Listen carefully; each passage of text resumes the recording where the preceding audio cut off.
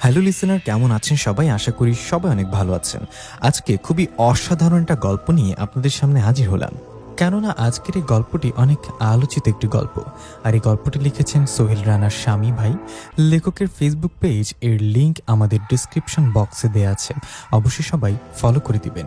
আর এই গল্পটির অনেকগুলো এপিসোড থাকবে, যা কিনা চাঁদের পরি, ফারিস্তা, ইমাম নওফির মতো সেরা গল্পটি শুনলে অবশ্যই আপনাদের অনেক অনেক ভালো লাগবে। আর অবশ্যই আমাদের চ্যানেলটি সাবস্ক্রাইব করে আমাদের পাশে থাকবেন। কণ্ঠাচে মিফতি আর সম্পাদনার দায়িত্বে আছেন শামীম ভাই। তো চলুন গল্পটি শুরু করা যাক। কি আপনি আমাকে এভাবে বন্দি করার মানে কি? একটা গল্প বলি শুনুন। গলা ঝেড়ে নিল রাহাত। একদা এক লোক ঢাকা থেকে চট্টগ্রামে যায় কোন একটা কাজে। লোকটা যথারীতি তার কাজ সেরে ফিরে আসতে চাইছিল, কিন্তু ফিরতে পারেনি। সে চলে যায় অনেক অনেক দূরে। কত দূরে জানেন? রিহান জবাব না দিয়ে হা করে চেয়ে থাকে। রাত আবারও বলতে থাকে। লোকটা চলে যায় একেবারে 1942 সালে। সেখানে একটি স্কুল শিক্ষকের মেয়ের সাথে তার পরিচয় হয়। মেয়েটার সাথে সখ্যতা গড়ে ওঠে তার। একদিন ছেলেটা ব্রিটিশদের হাতে ধরা পড়ে যায়। পরে মেয়েটাও ধরা পড়ে ব্রিটিশদের হাতে, কিন্তু একদিন ওরা ব্রিটিশদের মেরে পালিয়ে যায়। পালানোর রাতে একটা মসজিদে আশ্রয় নেয় ওরা। ওখানে তারা বিয়ে করে। রাহাতের কথা শুনতে শুনতে রিহান চমকে উঠছে বারবার। এ তো তারই গল্প বর্ণনা করা যাচ্ছে। লোকটা তারা সুফিয়ার গল্প, কিন্তু লোকটা এত কিছু জানলো কিভাবে? কে লোক?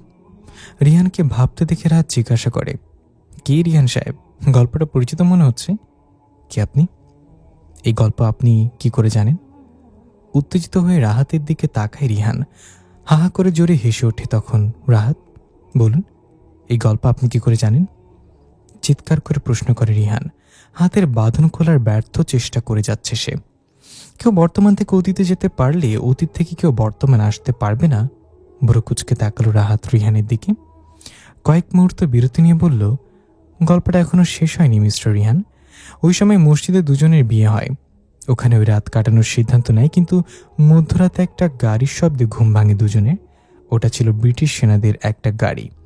ব্রিটিশদের আগমন টের পেয়ে তখন লোকটা তার সদ্য বিবাহিত স্ত্রীকে মসজিদে রেখে বের হয়ে পড়ে। তারপর কৌশলে সব ব্রিটিশদের হত্যা করে। আহ, কি সাহসী লোক! বর্তমান থেকে অতীতে গিয়ে একাই এতগুলো ব্রিটিশকে হত্যা করলো। I salute him, really I salute him বলে স্যালুটের ভঙ্গি করল রাহাত।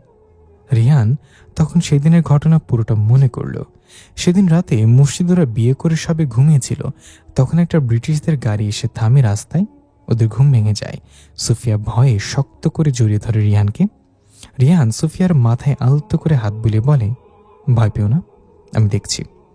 সুফিয়া রিহানের বুকে আড়ষ্ট হয়ে বলল, ব্রিটিশরা হয়তো আমাদেরকে খুঁজতে আসছে।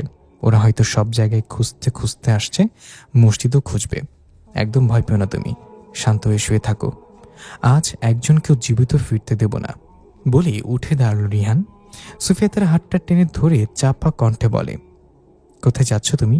না না, ওদের সামনে যেও না প্লিজ। রিহান সুফিয়ার দুহাত আলতো করে ধরে ফিসফিস করে বলে, আমার উপর ভরসা রাখো। সাবধানে মসজিদ থেকে বের হয়ে আসে রিহান। কিছুটা দূরে হেডলাইট জ্বালানো ব্রিটিশদের গাড়িটাকে দেখা গেল। সেই আলোতে কয়েকজন ব্রিটিশকে হেঁটে আসতে দেখা গেল। রিহান ওদের নজরে পড়েনি, কারণ এদিকটা অন্ধকারে গ্রাস করে নিয়েছে। মসজিদের বাতিও নেভানো। রিহান দেখল ব্রিটিশদের সংখ্যা বেশি না, 5 জন। এদেরকে সহজে শেষ করা যাবে। মসজিদের উঠান হাতড়ে একটা ঢিল খুঁজে নিল সে। তারপর সেই ঢিলটা ছুঁড়ে মারল ব্রিটিশদের গাড়িটা লক্ষ্য করে। ঢিলটা যখন গাড়িতে শব্দ করে আঘাত করে, ব্রিটিশরা আবার পেছনে দৌড়ে যায়। রিহানও ক্ষিপ্র বেগে দৌড়ে যায় পেছনে পেছনে। একদম পেছনের জনকে সে নিজের নাগালে নিয়ে আসে। পেছন থেকে হাঁটুর জয়েন্টে লাথি দিলে সে পড়ে যায় ব্রিটিশটা। তারপর তার মাথাটা শক্ত করে ধরে ঘাটটা মোটকে দেয় এবং তার বন্দুকটা হাতে তুলে নেয়। সামনের ব্রিটিশরা ঘুরে তাকায় একবার। রিহান বন্দুকের বাট দিয়ে আরেকজনের মুখ জোরে আঘাত করে। জোরে চিৎকার করে পড়ে যায় সে। বাকি 3 জন তখন বন্দুক তুলে গুলি করতে উদ্যত হয়। গুলি করতে করতে কয়েক সেকেন্ড সময় লাগে ওদের। সে সময়টাকে কাজে লাগিয়ে রিহান গাড়ির উল্টো দিকে অন্ধকারে মিশে যায় মুহূর্তে। ব্রিটিশ 3 জন পেছনে পেছনে ছুটে যায়, কিন্তু অন্ধকারে খুঁজে পায় না রিহানকে। তখন একজন ব্রিটিশ সেনা পুনরায় গাড়ির দিকে ছুটে যায়। গাড়িটা ঘুরে নিলে হেডলাইটের আলোতে খোঁজা যাবে তাকে। তাই গাড়ির ড্রাইভিং সিটে বসে গাড়িটা ঘোরানোর চেষ্টা করে সেনাটা। তারপর দুবার গুলির শব্দ হয় সেই সময়। ব্রিটিশ সেনাটা গাড়ি পুরোপুরি ঘুরিয়ে নিলে সামনে দেখতে পায় তার বাকি 2 সেনার লাশ রাস্তায় পড়ে আছে, আর শত্রু তাদের লাশের উপর পা তুলে নির্বাক দাঁড়িয়ে বন্দুক তাক করে আছে সোজা তার দিকে। লাশের উপর পা তুলে রিহান হাসে, অবশিষ্ট ব্রিটিশ সেনাটাকে ইশারায় গাড়ি থেকে নামতে বলে। দুহাত উপরে তুলে আত্মসমর্পণের ভঙ্গিতে গাড়ি থেকে নেমে সে ব্রিটিশরা ভয়ে ভয়ে এগিয়ে রিহানের দিকে বিড়বিড় করতে থাকে, don't shoot, don't shoot please, I surrender. ব্রিটিশটা নাগালে চলে এলে রিহান বন্দুকের বাট দিয়ে তার পায়ে আঘাত করে, পড়ে যায় সে রাস্তায়। রাগে গজগজ করতে করতে সে চিৎকার করে, bastard, do you know who I am? Rihan পুনরায় বন্দুকের বাট দিয়ে আঘাত করে তার মুখে। ঠোঁট কেটে ফিনকি দিয়ে রক্ত বের হয় তার। মুখে রক্তাক্ত থুতু ফেলে সে হাতের ঠেস দিয়ে ওঠার চেষ্টা করলে রিহান বন্দুক তাক করে তার দিকে। এবার আরও বেশি ভয় পেয়ে ফুটে ওঠে তার চেহারা। হাতের ইশারায় রিহানকে থামতে বলে, ইংরেজিতে বলে ওঠে, হেই, আমাকে মারলে এই ভূখণ্ড একেবারে ধ্বংস হয়ে যাবে। জানিস আমি কে? জনসন। জনসন। ব্রিটিশ সেনার ড্রেস থেকে নামটা পড়ে নিল রিহান। জনসন তখন বলল, হ্যাঁ জনসন, কিন্তু আমার নামের পদবিটা কি জানিস? বুড়োকুচকে তাকালো রিহান, চোখে তার প্রশ্ন। জনসন নিজে উত্তর দিল, আমার নামের পদবিটা হলো চার্চিল। চার্চিল পদবিটা কার নাম থেকে নিয়ে জানিস তো? ব্রিটিশ প্রধানমন্ত্রীর। রিহান হাসে, তার মানে তুই বলছিস তুই ব্রিটিশ প্রধানমন্ত্রীর আপন কেউ? শুধু আপন না, আমি তার আপন ছেলে, যেটা কেউ জানে না। হোয়াট? কি ভয় পাচ্ছিস তো? হেসে ওঠে জনসন। হ্যাঁ, আমি জনসন চার্চিল, উইনস্টন চার্চিলের আপন ছেলে। কিন্তু আমার পরিচয়টা পৃথিবীর একমাত্র ব্যক্তি হিসেবে তুই জানতে পারলি প্রথম। আর কেউ জানে না? না, কারণ উইনস্টন চার্চিলের দ্বিতীয় বিয়ের ব্যাপারে পৃথিবীর আর কেউ জানে না, আর তিনিও সেটা আজীবন গোপন রাখতে চান। কিন্তু আমি তার খুবই প্রিয় সন্তান, আমার কিছু হলে এই ভূখণ্ড তিনি আর রাখবেন না। জনসনের কথা শুনে হেসে ওঠে রিহান। শোন চার্চিলের বাচ্চা, আজ থেকে 70 থেকে 75 বছর পরের ঘটনাও আমি জানি, আর তুই আমাকে বাপের ভয় দেখাস। তুই যখন বাপের এতই প্রিয় সন্তান, তবে তোর আজ এমন হাল করব যেন লাশ শুদ্ধ খোঁজ না পায় তোর বাপ। বলেই অবিরাম গুলি চালাতে লাগলো রিহান জনসনের বুকে। পরে জনসন যখন নিস্তেজ হয়ে যায়, তখন লাশটা টেনে একটা খোলা মাঠে নিয়ে আসে। ওখানে মাটি খুঁড়ে সে কয়েক হাত গভীরে পুঁতে ফেলে জনসনকে, যার একমাত্র সাক্ষী রিহান নিজে। জনসনকে মাটির গভীরে পুঁতে যখন রিহান ফিরে আসছিল, পথে দেখতে পাই সুফিয়াকে। রিহান দেরি করে আসায় বের হয়েছিল। রিহান তাকে বুকে জড়িয়ে নিয়ে কপালে চুমুকে বলে, ভয় নেই, সব কুকুরের দলকে শেষ করেছি। তাদের মধ্যে একজনকে জানো? কে? ব্রিটিশ প্রধানমন্ত্রী উইনস্টন চার্চিলের ছেলে জনসন চার্চিল। তাকে ওই মাঠে পুঁতে এসেছে। আমি একটাকে মেরেছি জানো? ওখানে একজন মাটিতে পড়ে একটু একটু নড়ছিল, তার পেটে আমি বন্দুকের নলটা পুরো ঢুকিয়ে দিয়েছি। হাসলো সুফিয়া, বা আমার সাহসী বউ। ওকে আমি বন্দুকের বাট দিয়ে মেরে অজ্ঞান করে দিয়েছিলাম। সুফিয়াকে কোলে তুলে নিয়ে মসজিদের দিকে হাঁটতে থাকি রিহান। ব্রিটিশদের ভয়াবহতা নিয়ে বুঝতে পেরে তখন মসজিদ থেকে হুজুর এবং বাকিরা বের হয়ে আসে। পুরো ঘটনাটা মনে পড়তে কিছুক্ষণ থমকে বসে থাকে রিহান। তারপর হাতের দিকে প্রশ্নবোধক দৃষ্টিতে তাকায়। এসব কাহিনী তো আপনার জানার কথা না, বলুন কি করে জানেন আপনি? ওই যে বললাম, আমি অতীত থেকে এসেছি, তাই সব জানি। কিন্তু আমি আজ অনেকদিন ধরে একটা জিনিস খুঁজছি। কি জানেন? কি? জনসন চার্চিলের লাশটা আপনি থেকে কোথায় পুঁতে রেখেছিলেন? হা হা করে রিহান হেসে ওঠে। কেন, আপনি তো অতীত থেকে এসেছেন, সবই জানেন, তবে লাশটা কোথায় পুঁতে রেখেছি জানেন না কেন? আপনি যে অতীত থেকে আসেননি তা ভালোভাবেই বুঝতে পেরেছি এবার। বাহ, বুদ্ধিমান লোক, বুঝে গেছেন আমি অতীত থেকে আসিনি। কিন্তু আপনি কে? আমার ঘটনাগুলো কিভাবে জানেন? সুফিয়া ছাড়া তো লাশের ব্যাপারে কেউ জানতো না। আপনি কি সুফিয়ার কেউ? প্লিজ বলুন আমাকে। চিৎকার করে ওঠে রিহান। আস্তে মিস্টার রিহান, আস্তে, আপনার আওয়াজ বাইরের কেউ শুনতে পাবে না। সাউন্ডপ্রুফ কক্ষ, আর জনস্থান থেকে অনেকটা দূরে। আমাকে প্লিজ বলুন সুফিয়াকে আপনি চিনেন কিনা। শান্ত কণ্ঠে বলল রিহান। আরে মিয়া, কি সুফিয়া সুফিয়া করে যাচ্ছেন তখন থেকে? আমি এর চেয়েও দামি কথা বলতে চাচ্ছি, আপনি কোনো গুরুত্ব দিচ্ছেন না। রেগে উঠল রাহাত। রিহান তার চেহারার দিকে অসহায়ভাবে তাকালো। রাহাত নিজেকে সামলিয়ে পুনরায় বলল, লাশটা আপনি কোথায় পুঁতেছিলেন সেটা আমি জানি, কিন্তু ঠিক কোন জায়গায় পুঁতেছিলেন সেটা আমি জানতাম না বলে পুরো 6 একর জমি কিনে নেই। তারপর ওখানে শুরু করে আমার নতুন প্রজেক্ট, এক ঢিলে দুই পাখি মারা যাকে বলে। আমার প্রজেক্টটা হবে, আবার লাশটাও খোঁজা হবে। পুরো জায়গাটা আমি দেয়াল আর কাটা তারে ঘিরে দেই। একই সাথে আমার প্রজেক্টের কাজও চলতে থাকে, তার চেয়ে বেশি গুরুত্ব দিই লাশটা খোঁজার কাজে। কেন আমি একটা লাশ খুঁজতে এত মরিয়া হয়ে উঠে জানেন? কি আছে ওই লাশে? আপনি তো ইতোমধ্যে জেনে গেছেন প্রশ্নটার উত্তর, তাই না মিস্টার রিহান? বুড়ুকুচকে তাকায় রাহাত রিহানের দিকে। রিহান জবাব দেয় না, চুপ হয়ে চেয়ে থাকে রাহাতের দিকে। তারপর রাহাত নিজেই বলে ওঠে, আপনি জেনে গেছেন লাশটার দাম, তাই তো সেদিন ঝুঁকি নিয়েই দেয়াল আর কাটাতার টপকে লাশটা নিয়ে পালিয়ে যান। কিন্তু আপনি দেখতে কেমন, কোথায় থাকেন কিছু জানতাম না আমি, তবে আপনি যে রিহান সেটা আমি জানতাম। আপনার বাকি পরিচয়টাও বের করতে আপনার পেছনে আমি পুলিশ লেলিয়ে দেই।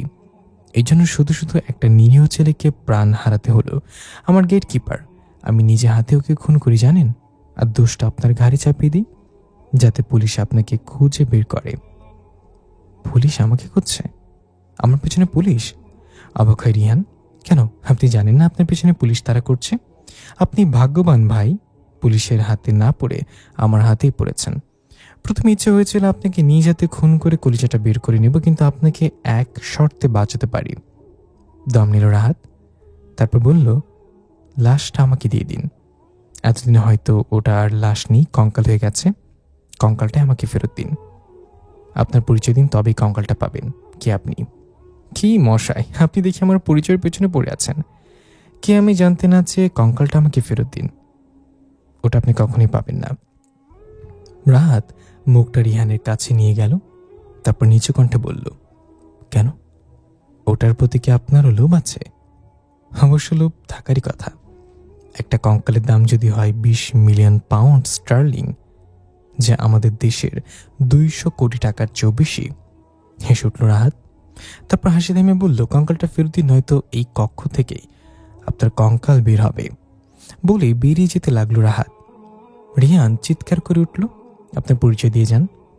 ফিরে তাকালো না রাহাত, আর বেরিয়ে গেল। দরজা বন্ধ হয়ে গেল বাইর থেকে। কক্ষটা আবারও অন্ধকার হয়ে গেল। 1942 সালের শেষের দিকে ব্রিটিশ প্রধানমন্ত্রী উইনস্টন চার্চিল একবার বাংলায় আসেন ছেলে জনসন চার্চিলের খোঁজে। যেহেতু জনসন তার ছেলে এটা কেউ জানত না, উইনস্টনও এটার পরিচয় গোপন রাখেন। তার একজন প্রিয় এবং সাহসী সৈনিক হিসেবেই তিনি জনসনের খোঁজ চালিয়ে যান, কিন্তু ব্যর্থ হন তিনি।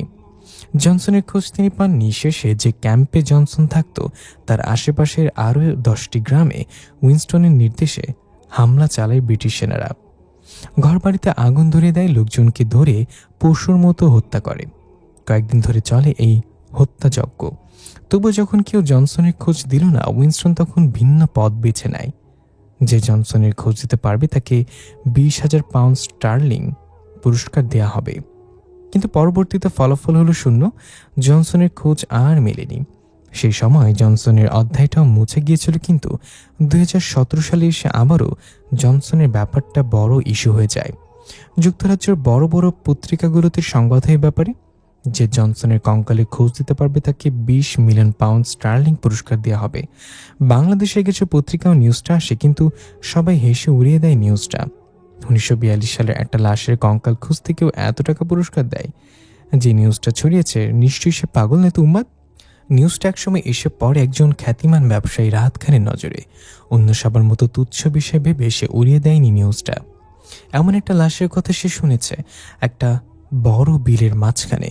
সে সময় লাশটা পুঁতে ফেলা হয়, কিন্তু বিলের ঠিক কোন জায়গায় সেটা সে জানে না। রাহাত ভাবতে থাকে কি করা যায়। তারপর পরিকল্পনা লেগে যায়। তার হাতে ওই সময় একটা প্রজেক্ট ছিল। প্রজেক্টটা সম্পূর্ণ করতে সে একটা জায়গার খোঁজ করছিল। খোঁজ নিয়ে দেখল যে বিলটাতে জনসনকে পুঁতে ফেলা হয়, বিলটা এখনো খালি আছে আবাদি জমি হিসেবে। জমির মালিক যারা, তাদের সাথে যোগাযোগ করে রাহাত। তারপর বেশি দাম দিয়ে লিজ নিয়ে নেয়। অনেকক্ষণ পত্রিকাটার দিকে চেয়ে থাকে রাহাত। তারপর হঠাৎ রেগে উঠে পাশে তার বেতনভুক্ত একজনকে বলে, তুমি বুঝতে পারছো সামিদ, এই লোকটা আমার কত বড় ক্ষতি করতে যাচ্ছে? আজ অনেকদিন ধরে আমি এই পত্রিকাটার সাথে নিয়ে ঘুরছি। লাশটার সন্ধান পেলেই যাতে ওদের সাথে যোগাযোগ করতে পারি, এই পুরস্কারটা নিতে পারি। লাশটা খোঁজার জন্যই শুধুমাত্র আমি আমার এত বড় একটা প্রজেক্টের কাজ শুরু করি শহরের সাইড থেকে দূরের একটা জায়গায়। এই লোকটা আমার অনেক বড় ক্ষতি করে ফেলবে। যেভাবে হোক কঙ্কালটা উদ্ধার করো ওর কাছ থেকে। সামিদ এক হাতে পিস্তল ধরে দাঁড়িয়ে রাহাতের কথা শুনছিল। রাহাতের ডান হাত বলা যায় তাকে। তার সব অপকর্ম পরিচালনা করে এই সামিদ। রাহাত থামতেই সামিদ বলে উঠল, বস আপনি চিন্তা করবেন না, লোকটা তো আমাদের হাতে বন্দি, কঙ্কালটাও নিশ্চয়ই পেয়ে যাব। তাই যেন হয় সামিদ, যাও লোকটার কাছে যাও, কথা বের করো মুখ থেকে। জি বস। সামিদ পিস্তল হাতে এগিয়ে গেল বন্দির কক্ষে। ভেতরে ঢুকে আলো জ্বালালো সে। রিয়ান মুখ তুলে তাকালো তার দিকে। সামিদ তার সামনে গিয়ে কপালে পিস্তল তাক করল। রুক্ষ কণ্ঠে বলল, কঙ্কালটা কোথায় বলে দাও, আমাদের হাতে তুলে দাও, ওটা প্রাণটা অন্তত বেঁচে যাবে। রিয়ান হাসল, ওটা তোমাদের হাতে তুলে দিলে যে আমাকে বাঁচিয়ে রাখবে তার নিশ্চয়তা কি? বরং আমি এখনই নিরাপদে আছি। আমি বুঝে গেছি যতদিন কঙ্কালটা তোমরা পাবা না আমার কিছুই করবে না। সামিদ জোরে ঘুষি মারল রিহানের মুখে। তখন রাহাত ভেতরে ঢুকতে ঢুকতে বলল, নো সামিদ, বেরো না এখন, কথার মাধ্যমে আলোচনা করে বের করো কঙ্কালটা। রিহান বলে উঠল, আমি না চাইলে কখনো তোমরা ওটা পাবে না, তবে তোমরা আমাকে একটা প্রশ্নের ঠিকঠাক জবাব দিলে সহজেই পেয়ে যাবে ওটা। কি প্রশ্ন? আগ্রহ নিয়ে তাকালো রাহাত। সুফিয়া কোথায়? সে কি বেঁচে আছে? কোন সুফিয়া? আমি কোনো সুফিয়াকে চিনি না। 200 কোটি টাকার চেয়েও বেশি, কিন্তু কঙ্কালটার দাম। ঠিকঠাক আমার প্রশ্নের জবাব না পেলে তোমরাও পুরো টাকাটা হারাবে। ভেবে দেখো। রাতকে কয়েক মুহূর্ত ভাবতে দেখা গেল। তারপর সে বলল, বেশ, আমি আপনাকে সুফিয়ার সন্ধান দেব, কিন্তু তার আগে আমাকে কঙ্কালটার সন্ধান দিন। আগে সুফিয়া। কিন্তু আপনি কি মনে করেন এত বছর পরে সে বেঁচে আছে? রিহান চুপ হয়ে গেল হঠাৎ। তারপর নিজেকে সামলে বলল, ওর কবরের সন্ধানটা দিলেও হবে। হ্যাঁ, ওটা দিতে পারি, তবে আমার বাঁধন খুলে ফেলা হোক। সামিদকে ইশারা করল রাহাত। সামিদ রিহানের বাঁধন খুলে দিল। বাঁধন মুক্ত হয়ে রিহান সোজা হয়ে দাঁড়ালো। মাথাটা টনটন করে উঠল। মাথার আঘাতের ব্যথাটা জোরালো হয়ে উঠল হঠাৎ। মাথায় হাত দিয়ে মালিশ করতে করতে সে রাহাতের উদ্দেশ্যে বলল, চলুন। একটা কবরস্থানে এলো ওরা। ওখানে একটা কবরকে ইশারা করে রাহাত বলল, ওটাই আপনার সুফিয়ার কবর। রিহান এগিয়ে গেল কবরটার দিকে। একটা জীর্ণ কবর, অনেকদিনের অযত্নে লতা পাতায় ঢেকে গেছে। কবরটার পাশে বসে পড়ল রিহান। অনেকক্ষণ এক দৃষ্টিতে চেয়ে রইল সে। অন্তর্দৃষ্টি দিয়ে দেখতে চাইল সে ভেতরের মানুষটাকে। ভাবতেই পারছে না সে সুফিয়ার ভেতরে শুয়ে আছে। হয়তো অনেক কষ্ট পেয়ে মারা গেছে মেয়েটা, রিহানের জন্য অপেক্ষা করেছিল। শেষ দেখা হলো না আর দুজনের। রিহান উঠে দাঁড়ালো। রাতের দিকে প্রশ্ন করলো, ধন্যবাদ ভাই, আমার অনেক বড় উপকার করলেন। তা তো সুফিয়ার কবরটা দেখতে পেলাম, কিন্তু আমাকে বলো তুমি কে? তুমি তাকে কিভাবে চেনো? আমি তাকে একটা পাগল হিসেবেই চিনি। তাকে প্রায় রাস্তায় দেখতাম। একদিন রাস্তায় দেখে আমার মায়া হয়। বৃদ্ধা একটা মহিলা, বয়সের ভারে হাঁটতেও পারে না। কাছে গিয়ে কিছু খাবার দিয়ে আমি তাকে, তারপর গল্প করি। জানেন তিনি আমাকে প্রথমে কি বলেন? কি? তিনি আমাকে প্রশ্ন করেন আপনার ব্যাপারে। বলে, আমার রিহানকে দেখেছ? আমি অবাক হয়ে রিহানকে জিজ্ঞাসা করলে তিনি কিছুই বলে দেন, সবকিছু, আপনাদের পুরো ঘটনাটা। তারপর একদিন ফুটপাতেই তিনি দেখি মরে পড়ে আছেন। রিহান চুপ করে শুনল রাহাতের কথা। দীর্ঘশ্বাস ছেড়ে বলল, বেশ, তুমি তোমার কথা রেখেছ, আমি আমার কথা রাখব। কাল এখানে আমি কঙ্কালটা নিয়ে আসব। এখানে নয়, সামিদ যাবে আপনার সাথে। আজকে ওর হাতে তুলে দিন কঙ্কালটা। তবে তাই হোক। রিহান অবশেষে কঙ্কালটা সামিদের হাতে তুলে দিল। রিহান বুঝতে পারল সামিদ রাহাতের বেশ বিশ্বস্ত লোক, নয়তো এত দামি জিনিসটার জন্য সামিদকে পারল না। কঙ্কালটা নিয়ে ফিরে যাওয়ার মুহূর্তে সামিদ বলল, বস বলেছে আপনাকে সাবধানে থাকতে, কারণ আপনার পেছনে পুলিশ তাড়া করছে। সতর্ক করার জন্য ধন্যবাদ। ম্লান হাসল রিহান। সামিদ চলে গেল। রিহান তখন ফোন দিল ইউসুফ সাহেবকে। ইউসুফ সাহেব ফোন রিসিভ করতে উত্তেজিত হয়ে জিজ্ঞাসা করলো, রিহান তুমি কোথায়? কি অবস্থা তোমার? গতকাল থেকে তোমার ফোন কলে পাচ্ছি না তোমাকে। স্যার, আপনি আমার সাথে একটু এখনই দেখা করতে পারবেন? ঠিক আছে, তুমি ঠিকানাটা দাও, আমি আসছি। রিহান ঠিকানা দিল। 1 ঘন্টা পর ইউসুফ সাহেবের সাথে রিহানের দেখা হলো। ইউসুফ সাহেবের গাড়িতে বসে দুজনের কথা চলছিল। রিহান প্রথমে বলে উঠল, স্যার আপনি এমনটা কেন করলেন? কি করলাম? অবাক হলেন ইউসুফ সাহেব। সাইকোলজিস্টের ঠিকানাটা তো আপনি দিয়েছিলেন। আমি আপনার কাছে পরামর্শ চেয়েছিলাম একজন সাইকোলজিস্টের ব্যাপারে, আর আপনি এমন একজনের কাছে পাঠালেন যে আমাকে একেবারে পাগল করে দিতে চেয়েছিল ইঞ্জেকশন দিয়ে। আমি এত কিছু হয়ে যাবে বুঝতে পারিনি আসলে। পরে তো তোমাকে ওই ডাক্তারের হাত থেকে আমি রক্ষা করি। তোমার তখন স্বাভাবিক জ্ঞান ছিল না, রাস্তায় টলতে ছিলে। আমি লোক পাঠিয়ে তোমাকে ওখান থেকে নিয়ে আসি, পরে তোমাকে তোমার বাড়িতেও রেখে আসি। আপনি কিভাবে জানলেন? শান্তা বলেছে যে মেয়েটা তোমাকে ক্লিনিক থেকে বের করে নিয়ে এনেছিল। ওর সাথে আমার যোগাযোগ ছিল সবসময়, আমার পরিচিত। স্যার, আপনি আর কত রূপ দেখাবেন নিজের? এই আমাকে মারতে চান, এই আবার বাঁচান। কেন স্যার? কি দোষ করেছে আপনার? কি বলছো এসব? আমি কেন মারতে যাব তোমাকে? তবে চট্টগ্রামে কেন লোক পাঠিয়েছিলেন আমাকে মারতে? ইউসুফ সাহেব এবার থমকে গেলেন। রিহানের দিকে অসহায়ভাবে তাকলেন, তারপর বললেন, হ্যাঁ, আমি পাঠিয়েছিলাম লোকগুলোকে তোমাকে মারতে, কিন্তু চট্টগ্রাম থেকে তো ফেরার পর আর তো কোনো আক্রমণ হয়নি তোমার উপর, তাই না? কিন্তু ওই সময় কেন আমাকে মারতে চাইলেন? কি এমন ক্ষতি করে ফেললাম আপনার? ওই সময় আমি তোমাকে মারতে লোক পাঠাইনি। আমি আমার নিজের অস্তিত্বটা পৃথিবী থেকে মুছে ফেলতে তোমার পেছনে লোক পাঠিয়েছিলাম। মানে? অবাক হল রিহান। মানে তুমি ওই সময় অতীতে যেতে না পারলে আমারও জন্ম হতো না, আর এই অভিশপ্ত জীবনটা আমাকে বয়ে এত দূর আনতে হতো না। চিৎকার করে উঠল ইউসুফ সাহেব, তারপর হু হু করে কেঁদে উঠল। রিহান অবাক দৃষ্টিতে চেয়ে রইল ইউসুফ সাহেবের দিকে। মানে কি বলছেন স্যার? আপনি কি তবে আমার সেই... রিহান কথাটা শেষ করতে পারল না। ইউসুফ সাহেব চোখ মুছে বলেন, হ্যাঁ, আমি সেই ছেলে যাকে তুমি আমার মায়ের পেটে দেখে এসেছিলে। কিন্তু আমাদের একটা সম্পর্ক যা পৃথিবীর সবার সামনে প্রকাশ করার মতো না। ছেলের বয়স বাবার চেয়ে প্রায় ৪৫ বছর বেশি। কি বিশ্বাস করবে? হাসবে লোকে। তাই আমরা এখন যেভাবে আছি আমাদের সেভাবেই থাকা উচিত। রিহানের জন্য এটা একটা বড় সারপ্রাইজ। কি করবে সে বুঝতে পারছে না। ওই সময় সোফিয়ার পেটের দিকে তাকিয়ে সে তৃপ্তি পেত, উদ্গ্রীব হয়ে থাকতো কবে তার সন্তানটা জন্ম নেবে, তাকে বাবা ডাকবে, সে তার ছোট্ট বাচ্চার ছোট্ট ছোট্ট হাতগুলো নিয়ে খেলবে, আদর করবে, আরও কত কি। কিছুই হলো না। অবশেষে নিজের সেই ছেলেকে দেখতে পেল বৃদ্ধ রূপে। রিহানের এখন কি করা উচিত? ছেলে বলে জড়িয়ে ধরবে, সেই টানটুকু ভেতর থেকে আসছে না। হয়তো একটা দূরত্বের কারণে এমনটা হচ্ছে। রিহানকে চুপ থাকতে দেখে ইউসুফ সাহেব পুনরায় বলতে লাগলেন, মায়ের কাছে আমি সব শুনেছিলাম, কিভাবে আমার বাবা অতীতে গিয়ে তাকে বিয়ে করে। তার কাছে শুনেছিলাম তুমি চট্টগ্রামে একটা কাজে গিয়েছিলে, তারপর ওখান থেকে একদিন হুট করে অতীতে চলে যাও। যেদিন অফিস থেকে তুমি প্রজেক্টের ব্যাপারে চট্টগ্রামে যেতে চাইলে আমি ভয় পেয়ে গিয়েছিলাম। তখনই মাথায় আসে তুমি চট্টগ্রাম যেতে না পারলে হয়তো অতীতেও যেতে পারবে না। তাই আমি খুব করে চেয়েছিলাম তুমি যাতে প্রজেক্ট সেরে চলে যাও। কিন্তু আমার কোম্পানির সিলেকশন কমিটি তোমাকেই একমাত্র যোগ্য ব্যক্তি ভেবেছিল প্রজেক্টটার জন্য। তাদের চোখে সন্দেহের কারণ না হতে আমিও মত দিই তোমাকে চট্টগ্রাম পাঠাতে। কি অদ্ভুত, তাই না? তোমার অতীতে যাওয়ার পেছনে আমারও হাত আছে। আমি যেন তোমাকে পরোক্ষভাবে অতীতে পাঠিয়েছি। আমি আগে থেকে সব জানতাম, তবুও আটকাতে পারিনি। যেটা যাওয়ার ছিল সেটা হয়েছেই। তবে চেষ্টা যে করিনি কিন্তু তা না। নিজের জন্মদাতাকে মারতে আমি লোক পাঠিয়েছিলাম। তার বারবার ব্যর্থ হয়।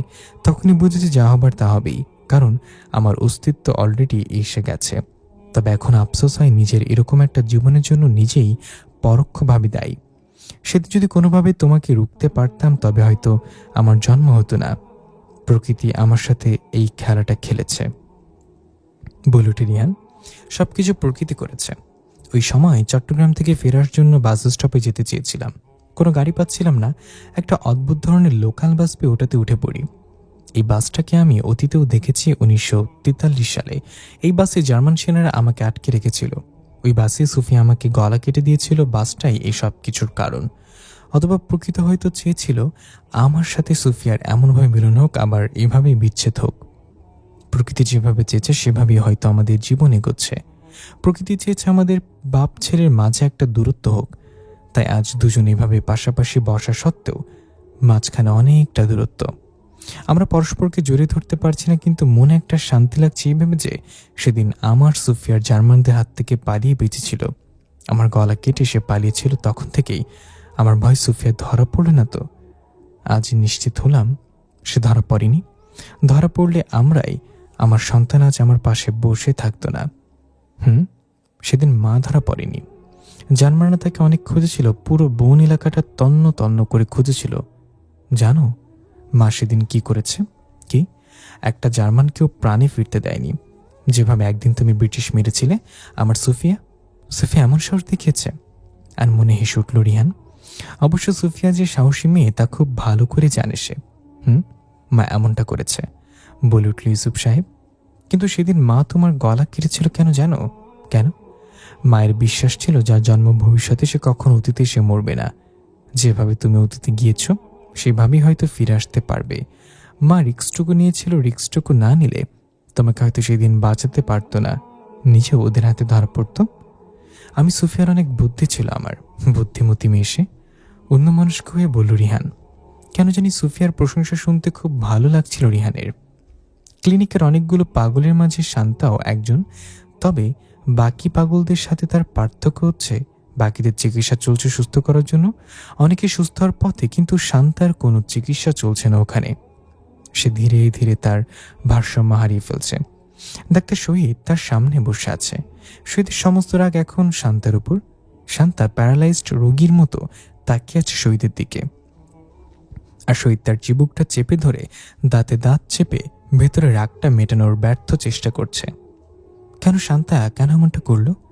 তুমি তো জানো আমি তোমাকে পছন্দ করি, তোমাকে ভালোবাসি। একটা সময় হয়তো আমাদের বিয়েও হতো, কিন্তু এখন কি করলে তুমি? তুমি যাকে বাঁচিয়ে নিয়ে গেলে তুমি জানো সে কে? সে সুস্থ হয়ে বেঁচে থাকলে আমার কত বড় ক্ষতি হবে তা কি তুমি জানো? আমার ক্ষতি মানে তো তোমারও ক্ষতি, কারণ আমরা একসাথে একটা সুন্দর সংসার করতে চেয়েছিলাম, তা আর হলো না। থাকো তুমি এভাবে মানসিক ভারসাম্য হারিয়ে। শান্তা নিষ্পলক চোখে আশার হয়ে তাকিয়ে রইল, কেবল জবাব দিল না কিছুই। শহীদ তার চিবুকটা ছেড়ে দিয়ে পুনরায় বলল, পৃথিবীতে আমার একটাই ভয় ছিল, তা হচ্ছে ওই লোকটা। আমি শুধু ভাবতাম লোকটা যেন কখন আমার সামনে এসে না পড়ে। যদি এসে যায় তবে তাকে আমি স্বাভাবিকভাবে বাঁচতে দেব না, নয়তো মেরে ফেলবো। কিন্তু কিছুই করতে পারলাম না আমি। লোকটা আমার হাতে নাগালে চলে এসেছিল, কিন্তু তুমি তাকে বাঁচিয়ে দিলে কেন? চিৎকার করে উঠল শহীদ। রাগে শান্তা দুগালে কয়েকটা চড় দিল। শান্তা এবার হেসে উঠল, যেন শহীদ তার সাথে মজার কোনো খেলা খেলছে আর সে খুব মজা পেয়েছে। শহীদ শান্তার মোবাইলটা বের করলো, তারপর ডায়াল নাম্বারগুলো চেক করলো। শেষে যে নাম্বারটাতে কল করেছিল সে তা ইংরেজি বর্ণে ইউসুফ আঙ্কেল নামে সেভ করা। কয়েক মুহূর্ত কি যেন ভেবে ডায়াল করলো শহীদ নাম্বারটাতে। গাড়ির ভেতরে ইউসুফ সাহেব এবং রিহান তখনও কথা বলছিল। হঠাৎ ফোন বাজতেই ফোনের স্ক্রিনের দিকে কয়েক মুহূর্ত তাকিয়ে তিনি রিহানের উদ্দেশ্যে বললেন, শান্তা ফোন করেছে, রিসিভ করুন। ফোন রিসিভ করে লাউড স্পিকারে দিলেন ইউসুফ সাহেব। ওপাশ থেকে শোনা গেল, হ্যালো বাবা, কেমন আছো? অনেকদিন পর। শহীদ অস্ফুট শব্দ করলেন ইউসুফ সাহেব। হ্যাঁ, নিজের ছেলের কোনটা তো তাড়াতাড়ি ভুলে গেছ? ভুলিনি। শান্তার ফোন তোমার হাতে কেন? ও কোথায়? আছে আমার পাশে, বোবার মতো চেয়ে আছে আমার দিকে। বাবা হিসেবে তোমাকে অনুরোধ করছি শহীদ, মেয়েটার কোনো ক্ষতি করো না। ওর ক্ষতি করব না, তবে একটা শর্ত আছে। শান্তা শেষবার তোমাকে কল করেছিল, রিহানকে নিশ্চয়ই তুমি সাহায্য করেছিলে তখন। রিহানকে আমার হাতে তুলে দাও। রিহানের দিকে তাকালেন ইউসুফ সাহেব। রিহান চোখের ইশারায় সায় দিল। তখন ইউসুফ সাহেব বললেন, বেশ, তুলে দেব রিহানকে তোমার হাতে। মেয়েটাকে সুস্থ করে তোলো। ফোনটা কেটে গেল। রিহান অবাক চোখে তাকায় ইউসুফ সাহেবের দিকে। ডাক্তার শহীদ আপনার ছেলে? হ্যাঁ, আমারই ছেলে, তবে আমার সাথে সম্পর্ক রাখিনি। তবু ছেলে তো আমার, তাই মাঝে মধ্যে শান্তার কাছে ফোন দিয়ে ওর খোঁজ খবর রাখতাম। ছেলে আমার ডাক্তার হিসেবে খুবই ভালো নাম করা ডাক্তার, তাই ওর কাছে তোমাকে পাঠিয়েছিলাম। কিন্তু ও কেন যে তোমার সাথে এমনটা করলো? ও নিশ্চয়ই কোনোভাবে তোমার পরিচয় জেনে ফেলেছে। হ্যাঁ, ওর কাছে আমি আমাদের গল্প বলেছিলাম, কিভাবে আমি অতীতে গিয়ে সোফিয়ার সাথে পরিচয় হয়, বিয়ে হয়, এসব যে গল্প শুনতে শুনতেও বড় হয়েছে। সেই গল্পটি তুমি ওর সামনে বললে। সে তো তোমাকেই খুঁজছে, আমাকে কেন? কারণ আমার মা অর্ধেক সম্পত্তি তোমার নামে উইল করে রেখেছে, এটা সে মানতে পারেনি। সম্পর্কের সহিত আমার নাতি, আমি চাই না আমার প্রতি তার রাগ থাকুক। সম্পত্তির প্রতি আমার লোভ নেই, সে ভালো থাকুক। দীর্ঘশ্বাস ছাড়ল রিহান। তার জীবনে ওই 20 মিনিট সময়টা যদি কোনো দুঃস্বপ্ন হয়ে উড়ে যেত, ওই 20 মিনিট এতগুলো মানুষের জীবন ওলটপালট করে দিয়েছে। অতীত থেকে ফিরে কখনো তোমার সোফিয়াকে খোঁজার চেষ্টা করনি? প্রশ্ন করেন হঠাৎ ইউসুফ সাহেব। খুঁজেছি অনেক। গফরগাঁওয়ে তাদের ওই বাড়িতে গিয়েছিলাম, ওখানে কেউ তাকে চেনে না। ওই বাড়িটাও নেই ওখানে। ওর দাদু বাড়িতে খোঁজ করেও পাইনি। মা এখনো বেঁচে আছে জানো?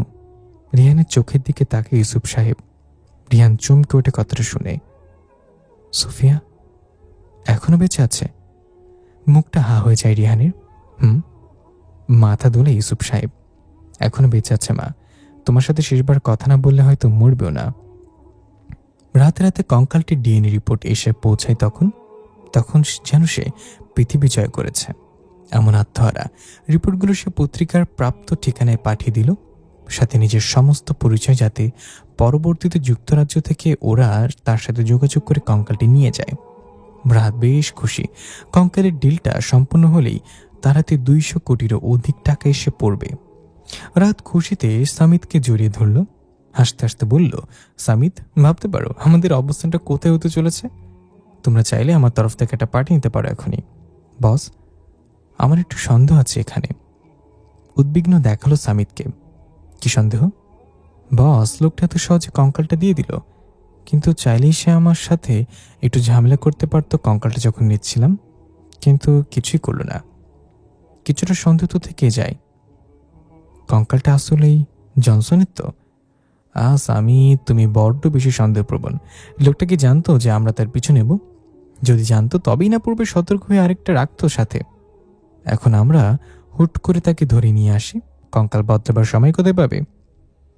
তবুও লোকটাকে আমার সুবিধার মনে হয়নি। 1942 সালে গিয়ে লোকটা ব্রিটিশ মেরে এসেছে। বিপজ্জনক তো হবেই। তবে কঙ্কালের ব্যাপারে নিশ্চিত থাকো, লোকটা কি আসলে অতীতে গিয়েছিল বস?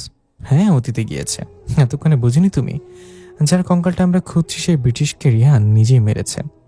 তা তো বুঝেছি, কিন্তু কেন জানি বিশ্বাস হচ্ছে না। এভাবে কি অতীতে যাওয়া যায়? যায় না, কিন্তু লোকটা কোনো একভাবে অতীতে গেছে, এটা তুমি নিঃসংশয়ে বিশ্বাস করে নাও। কিন্তু লোকটার ব্যাপারে আপনি এত কিছু কিভাবে জানেন বস? সামিদের দিকে কয়েক মুহূর্ত চেয়ে থাকে রাহাত, তারপর কাঁধে আলতো করে হাত চাপড়ে বলল, সব প্রশ্ন উত্তর জানতে নেই সামিত। কঙ্কালটা যে আমাদের হাতে এসেছে, এই খুশিতে তোমরা পার্টি করো। বলেই রাহাত চলে যেতে লাগলো। বাড়ির সামনে একটা ট্যাক্সি থেকে নেমে রিহান ভাড়া দিচ্ছিল, সে সময় একটা পুলিশ ভ্যান এসে থামে তার পাশে।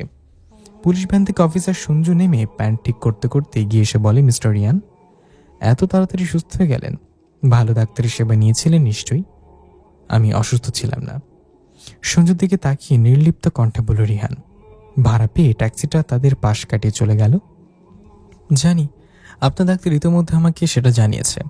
হয়তো আপনি মানসিক ভারসাম্যহীন স্বাস্থ্য চেয়েছিলেন, যাতে নাজমুল হত্যাকাণ্ড থেকে বেঁচেতে পারেন, তাই না মিস্টার রিহান? আমি কোনো খুন করিনি। বলেই বাড়ির বারান্দার দিকে তাকালো রিহান। ওখানে তার বাবা রহমান সাহেবের সাথে চোখাচোখি হলো তার। রহমান সাহেব ছেলের অবস্থা দেখে নিচে নেমে আসতে লাগলেন। আপনি খুন করেছেন কি না করেননি সেটা থানায় প্রমাণিত হবে। চলুন আমাদের সাথে, আসুন গাড়িতে উঠুন। দ্রুত পায়ে রহমান সাহেব হেঁটে আসতে আসতে সঞ্জুর উদ্দেশ্যে বললেন, অফিসার, আমার ছেলেকে ছেড়ে দিন, ও খুন করেনি। কিছু মনে করবেন না রহমান সাহেব, আমাদের দায়িত্বটা আমাদেরকে পালন করতেই হবে। আপনার ছেলে নির্দোষ হলে ফিরে আসবে, ভয় কিসের? না, আমি আমার ছেলেকে নিয়ে যেতে দেব না। রিহানের হাত ধরে থাকলেন রহমান সাহেব। রিহান তার বাবাকে বুঝিয়ে ঘরে পাঠিয়ে দিলেন। তারপর নিজে এসে পুলিশ ভ্যানে উঠে বসল। ডাক্তার শহীদ নিজের ক্লিনিক থেকে বের হচ্ছিলেন, ঠিক সেই মুহূর্তেই হন্তদন্ত হয়ে কোথা থেকে যেন হাজির হলো রিহান। তাকে আকস্মিক দেখে কিছুটা অবাক হলো শহীদ, তবে খুশি হয়েছে সে। রিহান সাহেব যে, মেঘনা চাইতে বৃষ্টি। মেয়েটা কোথায় শান্তা? চলুন দেখে আসি। কিছুটা হেঁটে একটা বেডের দিকে ইশারা করলো শহীদ। ওই যে। রিহান দেখলো একটা মেয়ে প্যারালাইজড রোগীর মতো হা করে উপর দিকে তাকিয়ে আছে। দেখে কষ্ট হলো রিহানের। মেয়েটার এমন অবস্থার জন্য সে নিজে দায়ী। মেয়েটাকে সুস্থ করে তুলো, বলল রিহান। কিন্তু কিছু ফর্মালিটি যে পূরণ করতে হবে আপনাকে। যা করার দ্রুত করো, আমার পেছনে পুলিশ। পালিয়ে এসছি আমি, যে কোনো মুহূর্তে এখানে পুলিশ চলে আসতে পারে।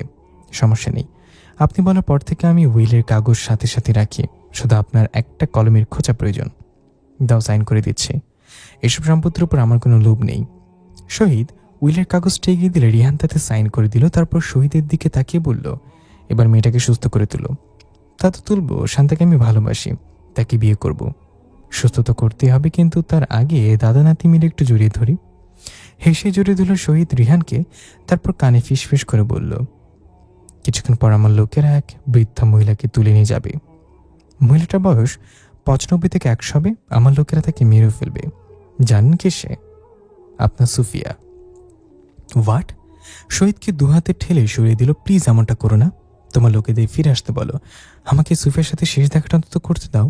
হ্যাঁ, বুড়িটার উপর সব রাগ আজ মিটিয়ে নেব। ছোটবেলা থেকেই শত অপমান গায়ে মেখে বড় হয়েছে। কেন জানেন? বুড়িটার জন্য আর তোমার জন্য। তোমার যদি এমন বিয়েটা না করতে, আমার বাবারও জন্ম হতো না, আমারও জন্ম হতো না। আমার বাবা তো আরও বেশি অপমান সহ্য করেছে। লোকে আমাদেরকে দেখে টিটকারি দেয়, পাগল বলে, বলে আমার দাদির অবৈধ সন্তান আমার বাবা। ভবিষ্যৎ থেকে কেউ একজন গিয়ে তাকে বিয়ে করেছে, এগুলো তার বানানো গল্প। সবাই বলে কেউ একজন আমার দাদির সাথে 2 দিনের ফুর্তি করেছে, তারপর পালিয়ে গেছে। এইসব কথা গায়ে মেখে মেখে বড় হয়েছে আমরা। লোকে আমাদেরকে নিচু চোখে দেখে। একসময় পরিবারের সাথে সব সম্পর্ক ছিন্ন করে আমরা 2 ভাই আলাদা হয়ে যাই। আরেক ভাইকে, রাহাত খান, এখনো পরিচয় হয়নি ওর সাথে? হয়েছে, খুব ভালো করে পরিচয় হয়েছে ওর সাথে। তবে তো নিজের আরেক শত্রুর সাথে ইতিমধ্যে তোমার পরিচয় ঘটে গেছে। তুমি তোমার সুফিয়াকে দেখতে উদ্গ্রীব হয়ে আছো, আর আমরা তোমার অসহায়ত্ব দেখতে দিনের পর দিন অপেক্ষা করেছি। আমাদের 2 ভাইয়ের জীবনটাকে তুই বিষিয়ে তুলেছিস। চিৎকার করে উঠে জোরে পা চালালো শহীদ রিহানের পেটে। ছিটকে দূরে পড়ল রিহান। তারপর উঠে দাঁড়াতে দাঁড়াতে সে বলল, সুফিয়ার প্লিজ কোনো ক্ষতি করো না। হাত জোর করল রিহান। এক্স্যাক্টলি, তোর এই অসহায়ত্বটাকেই আমি দেখতে চাইছি। তো সুফিয়াকে তুই দেখতে চাইবি, কিন্তু দেখতে পাবি না। হাত ঘড়িতে টাইম দেখে নিল শহীদ। আর 30 মিনিট সময় আছে তোর হাতে, পারলে গিয়ে বাঁচা ওকে। রিহান আর অপেক্ষা করল না, দ্রুত হয়ে বের হয়ে গেল ক্লিনিক থেকে। ফোনটা বের করে ইউসুফ সাহেবের নাম্বার ডায়াল করলো সে, কিন্তু সংযোগ পেল না। অনেকবার চেষ্টা করেও সে ব্যর্থ হলো। এদিকে ইউসুফ সাহেবের বাসার ঠিকানাটাও তো আর জানা নেই। কি করবে বুঝতে পারছে না। অফিসে বেশ কয়েকজনের সাথে যোগাযোগ করলো সে, কিন্তু কেউ জানে না ইউসুফ সাহেবের ঠিকানা। আসলে তিনি একা থাকতে পছন্দ করেন, তাই নিজের পার্সোনাল কোনো কিছুই কাউকে জানতে দেন না। শেষে কুলকিনারা না পেয়ে রাস্তায় হাঁটু গেড়ে বসে পড়ল রিহান। সুফিয়ার সাথে বুঝি আর কখনো দেখা হবে না তার? যা হয়েছে সব অতীতেই হয়েছে। ফোনটা বেজে উঠল রিহানের। ফোনটা রিসিভ করতে রাহাতের রুক্ষ গলা শোনা গেল। আহ রিহান সাহেব, কি গেমটাই না খেলেন আমার সাথে, আমি তো ভাবতেও পারিনি। শেষ পর্যন্ত কার না কার কঙ্কাল একটা আমাকে ধরিয়ে দিলেন, আর জনসনের কঙ্কালটা নিজে রেখে দিলেন। বোকা বনে গেলাম। আমি তো বলেছি ওটা তুমি কখনোই পাবে না। কিন্তু তুমি যদি একটু সৎ হতে, যদি তোমার আসল পরিচয়টা দিতে, যদি বলতে তুমি আমারই বংশধর, তবে কঙ্কাল কেন, নিজের জীবনটাই দিয়ে দিতাম। কিন্তু তুমি এমনই এক শয়তান মানুষের আবেগ নিয়ে খেলতে দ্বিধাবোধ করো না। আস্তে রিহান সাহেব, আস্তে, কানে লাগছে আপনার কথাগুলো। তো অবাক হলাম, শেষ পর্যন্ত আমার পরিচয়টা জেনেই ছাড়লেন। হ্যাঁ জেনেছি, আমার নিজের রক্ত থেকে একটা শয়তানের জন্ম হয়েছে। একটা না, অবশ্য 2টা শয়তানের জন্ম হয়েছে। কি করে পারলে তুমি নিজের দাদি সম্পর্কে এমন মিথ্যা কথা বলতে? কি করে পারলে অন্য একজনের কবর দেখে বলতে এটা সুফিয়ার কবর? অবশ্য আমি সেদিনই বুঝেছিলাম যে তুমি মিথ্যা বলেছ। যে লোকটা এতটা পাষাণ, এতটা লোভী, তার মনে কখনো কোনো বৃদ্ধা মহিলাকে রাস্তায় অসহায় পড়ে থাকতে দেখলেও মায়া জন্মাবে না। কিছু অর্থের জন্য তুমি নিরীহ একটা গেট কিপারকে খুন করেছ, আর তুমি কিনা সে গেছো বৃদ্ধা সুফিয়াকে মায়া দেখাতে। কোনোটাই আমি বিশ্বাস করিনি, তাই নকল কঙ্কালটাই তোমাদের হাতে তুলে দিয়েছিলাম। যেদিন জনসনের কঙ্কালটা আমি তুলে আনি, সেদিন আরও একটা কঙ্কাল আমি সংগ্রহ করি, কারণ এমন কিছু একটা ঘটবে আগে থেকেই সন্দেহ ছিল কিছুটা। হাসলো রাহাত। তারপর বলল, বুদ্ধির প্রশংসা করতে হয় মিস্টার রিহান, কিন্তু আমার একটা অভ্যাস, যেটা অর্জন করতে আমি একবার লেগে পড়ি, সাকসেস না হওয়া পর্যন্ত থামি না। কঙ্কালটা নিজেই আমার হাতে তুলে দিবেন আপনি, কেন জানেন? চুপ করে শুনতে লাগলো রিহান। দম নিয়ে রাহাত পুনরায় বলতে লাগলো, কারণ আমি একটু পরই খুন করতে যাচ্ছি আপনার ঐশ্বর্যাত সন্তানকে, যিনি সম্পর্কে অবশ্য আমার বাবা ইউসুফ খানকে। নিজের বাবাকে খুন করতে কষ্ট হবে, তাই আমি একটু বাইরে যাচ্ছি। তোমার হাতে সময় আছে 20 মিনিট, এর ভিতরে কঙ্কালটা নিয়ে হাজির হও, নয়তো ওনাকে লাশ হিসেবে দেখতে হবে। ফোনটা কেটে গেল। রিহান জোরে চিৎকার করে উঠল রাস্তায়। এবার সত্যি নিজেকে খুব অসহায় লাগছে তার। একদিকে ইউসুফ সাহেব, তার নিজেরই ছেলে, অন্যদিকে সুফিয়া, কাকে বাঁচাতে চলে যাবে সে? কিন্তু সুফিয়ার ঠিকানা তো সে জানে না। কিভাবে বাঁচাবে সে তাকে? এদিকে সময় দ্রুত কেটে যাচ্ছে। বস, আগেই বলেছিলাম লোকটাকে আমার সুবিধের মনে হয়নি। দেখলেন তো কেমন বোকা বানালো আমাদের। রাহাতের উদ্দেশ্যে বলল সামিত। রাহাত সে সময় এদিক থেকে ওদিকে উত্তেজিত হয়ে পায়চারি করছিল। কিছুক্ষণ আগেই যুক্তরাজ্য থেকে তাকে কনফার্ম করেছে তার দেয়া ডিএনএ রিপোর্টটা ওদের রিপোর্টের সাথে মেলেনি। তারপর থেকেই উত্তেজিত হয়ে পায়চারি করে যাচ্ছে সে এভাবে। সব রাগ গিয়ে পড়েছে রিহানের ওপর। রিহান যেভাবে ডাবল গেম খেলবে সে ধরতেই পারেনি। একপাশে একটা চেয়ারের সাথে বেঁধে রাখা হয়েছে ইউসুফ সাহেবকে, হাত আর চোখ বাঁধা। তবু পেছনে দুজন গার্ড পিস্তল হাতে পর্যবেক্ষণে রেখেছে তাকে। তবে নিজেকে ছাড়ানোর কোনো চেষ্টা তার মাঝে দেখা যাচ্ছে না। হয়তো শত কষ্টে তার ইচ্ছে শক্তি সব অবশ হয়ে গেছে, অথবা নিজ ছেলের এমন আচরণ দেখে তিনি বড়সড় শক খেয়ে গেছেন। ইউসুফ সাহেবের পাশে গিয়ে দাঁড়ালো রাহাত। তারপর কোমরে দুহাত রেখে সে বলল, বাবা, অনেকদিন পর বাপ ছেলে এভাবে মুখোমুখি হব ভাবতে পারিনি। সেই যে আমার আলাদা হয়ে গিয়েছিলাম, মাঝখানে মনে হয় আর দেখা হয়নি। কত বছর হবে যেন? 8-9 বছর হবে নিশ্চয়ই। হ্যাঁ, এই দীর্ঘ সময়টা আমি আমার 2 ছেলের কাছ থেকে দূরে আছি, কিন্তু সব সময় তোদের খোঁজ রাখতাম। কেমন আছিস, কোথায় থাকিস? শুনেছি বিয়ে করেছিস, বাবা হিসেবে আমাকে জানানোর প্রয়োজনও মনে করিসনি। তাতে আমি দুঃখ পাইনি, তবে আজ যে দুঃখটা আমার মনে দিলি, শুধু ভাবছি মুহূর্তটা আসার আগে যদি মরণ হতো আমার। বাবা হিসেবে আমি ব্যর্থ এক বাবা। আসলে বাবা, তুমি ব্যর্থ। নয়তো নিঃসন্তানের কথা চিন্তা না করে তুমি অর্ধেক সম্পদ উইল করে দিতে না কোথাকার কোন এক লোকের নামে। সে লোকটা আমার বাবা, আর তার নামে যে সম্পদ উইল করা হয়েছে সে সম্পদের মালিক আমার মা, তার মানে তার স্ত্রী। বাবা, ওটা স্রেফ একটা দুর্ঘটনা ছিল। এই যে তুমি, আমি আর শহীদ, আমরা হলাম সেই দুর্ঘটনার ফসল। লোকটা অতীতে গেছে, সে জানতো যে সে ওই সময়ের কেউ না, তবু সে বিয়ে করেছে সেই সময়ের একটা মেয়েকে। তাদেরই ভুলটার জন্য সারা জীবন আমরা লাঞ্ছনা সহ্য করেছি। বাবা, তুমিও তো কম অপমানিত হওনি, তবে তুমি কি করে রিহান নামের লোকটার পক্ষে কথা বলছো? তোমার এখন উচিত লোকটাকে কাছে পেয়েছে বা সকল লাঞ্ছনার প্রতিশোধ নেয়া। আমি সেটা পারবো না, কারণ আমি তোর মতো না। তুই তো নিজের পিতাকে হত্যা করতে পারলেও আমি সেটা পারবো না। আহ বাবা, নীতি কথা বন্ধ কর তোমার। তুমি সব লাঞ্ছনা ভুলে গেলেও আমি ভুলিনি, শহীদও ভুলিনি। আমরা 2 ভাই আমাদের প্রতিশোধ নেবই। লোকটাকে তিলে তিলে শেষ করব। তুমি তাকে বাবা হিসেবে স্বীকার করলেও আমি তাকে কখনো আমার দাদা হিসেবে মেনে নেব না। বস, পেছন থেকে ডাকলো সামিদ। বলো। ঘুরে তাকালো রাহাত। বস, এবার বুঝেছি কেন আপনি এত কিছু জানেন রিহানের ব্যাপারে। আসলে গল্পটা আপনারাই পূর্ব বংশের জানা ছিল না আমার। রাহাত মাথা দুলালো কেবল, তার ফোনটা বেজে উঠল। রিহান ভিডিও কল দিয়েছে। কয়েক মুহূর্ত ভেবে ফোনটা রিসিভ করল রাহাত। স্ক্রিনে রিহানের হাস্যোজ্জ্বল মুখ ভেসে উঠল। রাহাত ভেবে পেল না এই সময় লোকটার মুখে হাসি কেন। লোকটা পাগল হয়ে গেল না তো, নাকি অন্য কোনো ফোন দিয়ে এটে ফেলেছে ইতোমধ্যেই? কি মিস্টার রিহান, এই মুহূর্তে আপনার মুখে তো হাসি আশা করেনি। ভুরু কুচকালো রাহাত। হাসি কি আর নিয়ম মেনে আসে মিস্টার রাহাত ওরফে আমার নাতি? ব্যঙ্গ করল রিহান। যে জন্য ফোন দিয়েছি শোনো, এই যে আমার হাতে একটা রিপোর্ট দেখতে পাচ্ছ, এটাই হলো কঙ্কালটার ডিএনএ টেস্টের আসল রিপোর্ট। তুমি যদি আমাকে একটা উপকার করো, তবে কঙ্কাল এবং রিপোর্ট দুটোই তোমার হাতে তুলে দেব। আর তুমি যুক্তরাজ্যের সেই লোকেরগুলোর কাছে মেল করে পাঠাতে পারবে। আর তুমি যদি আমার উপকারটা না করো, তবে কি করতে যাচ্ছি তা তুমি ভাবতেও পারবে না। তা কি করতে যাচ্ছেন শুনি? কঙ্কালটা আমি গভীর সাগরে ফেলতে যাচ্ছি। চোখের সামনেই জলে ডুবে 200 কোটি টাকার সম্পদ তোমার। তোমার আফসোস করা ছাড়া কিছুই করার থাকবে না। না মিস্টার রিহান, আপনি এমনটা করবেন না। বলুন, আপনার কি উপকার করতে হবে? এই তো পয়েন্টে আসছো। তোমার ভাই শহীদের কিছু লোক সুফিয়াকে তুলে নিয়ে গেছে, তুমি তাকে বাঁচিয়ে আনবা। বাবার সাথে তোমার সম্পর্ক ভালো না থাকলেও ভাইয়ের সাথে নিশ্চয়ই ভালো সম্পর্ক আছে তোমার। বেশ, আমি দাদিকে বাঁচিয়ে নেব, তবে তুমি কঙ্কালটার কোনো ক্ষতি করবে না। টাইম 10 মিনিট, এর ভেতরেই সুখবরটা না পেলে আমি কি করব বুঝতেই পারছো। ফোন কেড়ে দিল রিহান। ঠিক 10 মিনিট পর রাহাতের ফোন এলো। ফোন রিসিভ করে রিহান সুখবরটা জানাতে চাইল, তখন রাহাত দুর্বল কণ্ঠে বলে উঠল, এমনটা কেন করলেন মিস্টার রাহাত? কেন আপনি শহীদকে মেরে ফেললেন? হোয়াট? শহীদকে মেরে ফেলেছি মানে? আমি কখন মারলাম ওকে? এই যে ওর লাশটা পড়ে আছে, ওর ফ্ল্যাটে বুকে আর কপালে 2টা গুলি লেগেছে, তার সাথে আরো কয়েকজনের লাশ আছে। সুফিয়া? সুফিয়া কোথায়? উত্তেজিত হলো রিহান। দাদি কোথাও নেই। মিথ্যা বলছো তুমি।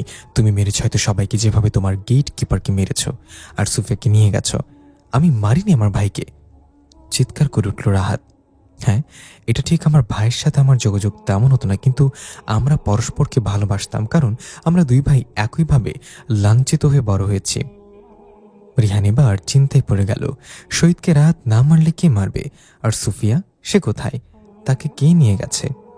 সুফিয়ার এই বয়সে তার এত শক্তি থাকবে না যে নিজেই সবাইকে মেরে পালিয়ে যাবে। তবে কি ঘটল তার সাথে? শুনুন মিস্টার রিহান, ভাই হারিয়েছে আফসোস নেই, বাবাকে হয়তো হারাবো, নিজ হাতে মারবো আমি। এসব না চাইলে কঙ্কালটা আমার হাতে তুলে দিন, তারপর আপনার সাথে আমার ঝামেলা শেষ হবে। বেশ, কঙ্কালটা আমি দেব, তবে ডিল হয়ে যাক একটা। ইউসুফ সাহেবকে আমার কাছে নিয়ে আসুন। ওকে, ডান। কোথায় মিট হবে বলুন? দুজনের সম্মতি হলে দেখা করতে। তারপর দুজনে ঠিক করলো কোথায় দেখা করবে। ঠিক 2 ঘন্টা পর ওরা দেখা করলো। দুজনের হাতেই ছিল পিস্তল, তবে কেউ ঝামেলা করলো না কারোর সাথে। রিহানের হাতের কঙ্কালটা তুলে দিল, তারপর ইউসুফ সাহেবকে নিয়ে ফিরে চলল। ফিরতে ফিরতে রিহান তাকে জিজ্ঞাসা করলো, ডাক্তার শহীদ মারা গেছে শুনেছেন? না। শহীদের মৃত্যুর খবরের কোনো শুনে প্রতিক্রিয়া দেখালেন ইউসুফ সাহেব, তবে চোখ বেয়ে তার অশ্রু গড়িয়ে পড়ল। হাত দিয়ে তা মুছতে মুছতে বলল, ওর এমন পরিণতি হওয়াটাই স্বাভাবিক। আমি আমার ছেলে 2টাকে মানুষ করতে পারিনি। আসলে বাবারা কেমন তা তো আমি খুব একটা জানি না। বাবার আদর আমি পাইনি, তাই হয়তো বাবা হিসেবে আমিও ব্যর্থ। তবে শেষবারের মতো ওর লাশটা একবার দেখাতে নিয়ে যাবে আমাকে। ওর ফ্ল্যাটে ওকে মারা হয়েছে, হয়তো এতক্ষণে পুলিশ এসে নিয়ে গেছে লাশটা। আপনি থানায় খোঁজ নিলেই পাবেন। আমি পুলিশের কাছ থেকে পালিয়ে এসেছি জানেন তো? বেশ, আমি খোঁজ নেব। আমার মায়ের খবর কিছু জানো? না। শহীদের লোকেরা সুফিয়াকে তুলে নিয়ে গিয়েছিল, হয়তো শহীদের ফ্ল্যাটেই নিয়ে গিয়েছিল সুফিয়াকে। পরে সবাইকে কে যেন মেরে সুফিয়াকে নিয়ে যায়। আমি জানি কে করেছে এই কাজটা। এই কাজটা একজনের দ্বারাই সম্ভব। কে সে? ইকবাল, আমার ছোট ভাই। ছোট ভাই আপনার মানে? কেমন ছোট ভাই? আমার এক মায়ের পেটের ভাই। সুফিয়ার ছেলে? সুফিয়া কি আবারও বিয়ে করেছিল? না, বিয়ে করেনি। আমার 2 ভাইয়ের জন্মদাতা একজন, সেটা তুমি। তবে কি সেই সময় সুফিয়ার যমজ বাচ্চা হয়েছিল? না। মুখে হাত দিয়ে খক খক করে কাশলেন ইউসুফ সাহেব। ইকবাল আমার চেয়ে 20-22 বছরের ছোট। তাহলে ওর বাবা আমি কেমনে হব? আমি যখন অতীত থেকে আসি তখন তো সুফিয়ার গর্ভে শুধু আপনিই ছিলেন, কারণ তুমি আরও একবার অতীতে গিয়েছিলে পরে। আমাদের সময়ের ছিল 1964 সাল, আর তোমার সময়ের 2022 সাল। হোয়াট? হাজারো বিস্ময়ে ঘিরে ফেলে রিহানের সারা চেহারা। আমি দ্বিতীয়বারের মতো আবার অতীতে গিয়েছি? হ্যাঁ, আমাদের সাথে থেকেছ, আমাকে আদর করেছ। ইকবালের নামটা তুমি নিজেই রেখেছিলে সে সময়। ইকবালের নাম আমি নিজে রেখেছি? হ্যাঁ, আমার কিছুদিন খুব সুখে কাটিয়েছিলাম সে সময়। তারপর আবার আগের মতো সবকিছু হয়ে যায়। অবাক হয়ে চেয়ে থাকে রিহান ইউসুফ সাহেবের দিকে। এখন কেবল 2018 সাল চলে, তার মানে আর 4 বছর পর সে পুনরায় অতীতে যাবে। খুব শীঘ্রই সাফল্যর আরেক ধাপ অতিক্রম করবে রাহাত খান, তাই সে ভীষণ খুশি। ইংরেজদের সাথে ডিলটা সম্পূর্ণ হতে খুব বেশি দেরি নেই আর। ওরা আজই বাংলাদেশে এসে পৌঁছাবে, তারপর দুপক্ষের মাঝে ডিল হবে। খুশিতে পায়চারি করছে রাহাত। সময় যেন কিছুতেই কাটাতে চাচ্ছে না। এত দেরি হচ্ছে কেন ওরা বাংলাদেশে ল্যান্ড করতে? বেশ কিছুক্ষণ পর একটা অচেনা নাম্বার থেকে ফোন এলো। মুহূর্তে রিসিভ করলো রাহাত। হ্যালো মিস্টার রাহাত, আমরা বাংলাদেশে এসে পৌঁছেছি। ওপাশ থেকে কেউ একজন ইংরেজিতে বলল, জি। আপনারা সরাসরি আমার এখানে আসবেন নাকি অন্য কোথাও যাবেন? রাহাতও ইংরেজিতে কথোপকথন করতে লাগলো ফোনে। আমরা প্রথমে হোটেলে উঠবো, আগামীকাল আমরা আপনার সাথে ডিল করব। বেশ, আমরা অপেক্ষা করব আপনার জন্য। শহীদের লাশটা ইউসুফ সাহেবের হাতে হস্তান্তর করেছে পুলিশ। ছেলের লাশটা পেয়ে কেন জানি তার কান্না পাচ্ছে না। একপাশে দাঁড়িয়ে তিনি ছেলের লাশের দিকে তাকিয়ে আছেন। পাশ থেকে পুলিশ অফিসার সঞ্জু বলে উঠল, ছেলের লাশ দেখেও কেন কোনো বাবা যেভাবে শান্ত থাকতে পারে আজ প্রথম দেখলাম। মুহূর্তে কোনো জবাব দিলেন ইউসুফ সাহেব। কয়েক মুহূর্ত ভেবে তিনি বলতে লাগলেন, চোখের জল তো সব আগেই শেষ হয়ে গেছে অফিসার, তাই ঠিক সময় ফেলার মতো অবশিষ্ট জল আর চোখে নেই। ভেতরটা শুকিয়ে চৌচির হয়ে গেছে। 9 বছর আগে আমার 2 ছেলে আমার সাথে সম্পর্ক শেষ করেছিল শুধুমাত্র সম্পদের জন্য। আজ 9 বছর পর এক ছেলের লাশ ফিরে এসেছে, হয়তো অন্য ছেলেটার লাশও দেখতে হবে। আজ আমার শুধু আফসোস হচ্ছে আমার ছেলের জন্য, যে সম্পদের জন্য সে বাপের সাথে সম্পর্ক শেষ করেছিল, সেই সম্পদের একটা ছোট কোণাও সে মৃত্যুর পর নিয়ে যেতে পারল না। ওদের মা মারা যাওয়ার পর ওরা দুজন ছিল আমার বেঁচে থাকার অবলম্বন, কিন্তু সবচেয়ে বেশি কষ্ট পেয়েছি আমি ওদের কাছে। আজ আমার চোখের জল ফেলার দিন নয়, আজ দিনটা কেবল আফসোসের।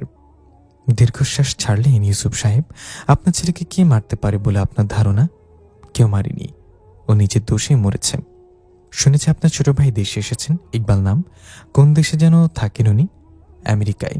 ওখানে সে থাকে, দেশে আসে না। আপনার 2 ছেলের সাথে ঝগড়া করেই নাকি আমেরিকায় চলে গিয়েছিলেন, ওখানে স্থায়ীভাবে থাকেন। জানতে পারলাম কয়েকদিন ধরে আপনার ভাইকে দেশে দেখা যাচ্ছে। হুট করে তার দেশে আসার কারণ কি তা তো বলতে পারি না আমি। আমার সাথে যোগাযোগ হয়নি ওর। শহীদের মৃত্যুর দিন ওনাকে তার ফ্ল্যাটের নিচে ঘুরতে দেখা গিয়েছিল, কয়েকজন সাক্ষী দিয়েছে। এখন আপনারা কি করতে চান? কিছুই না, জাস্ট জানতে চাইলাম।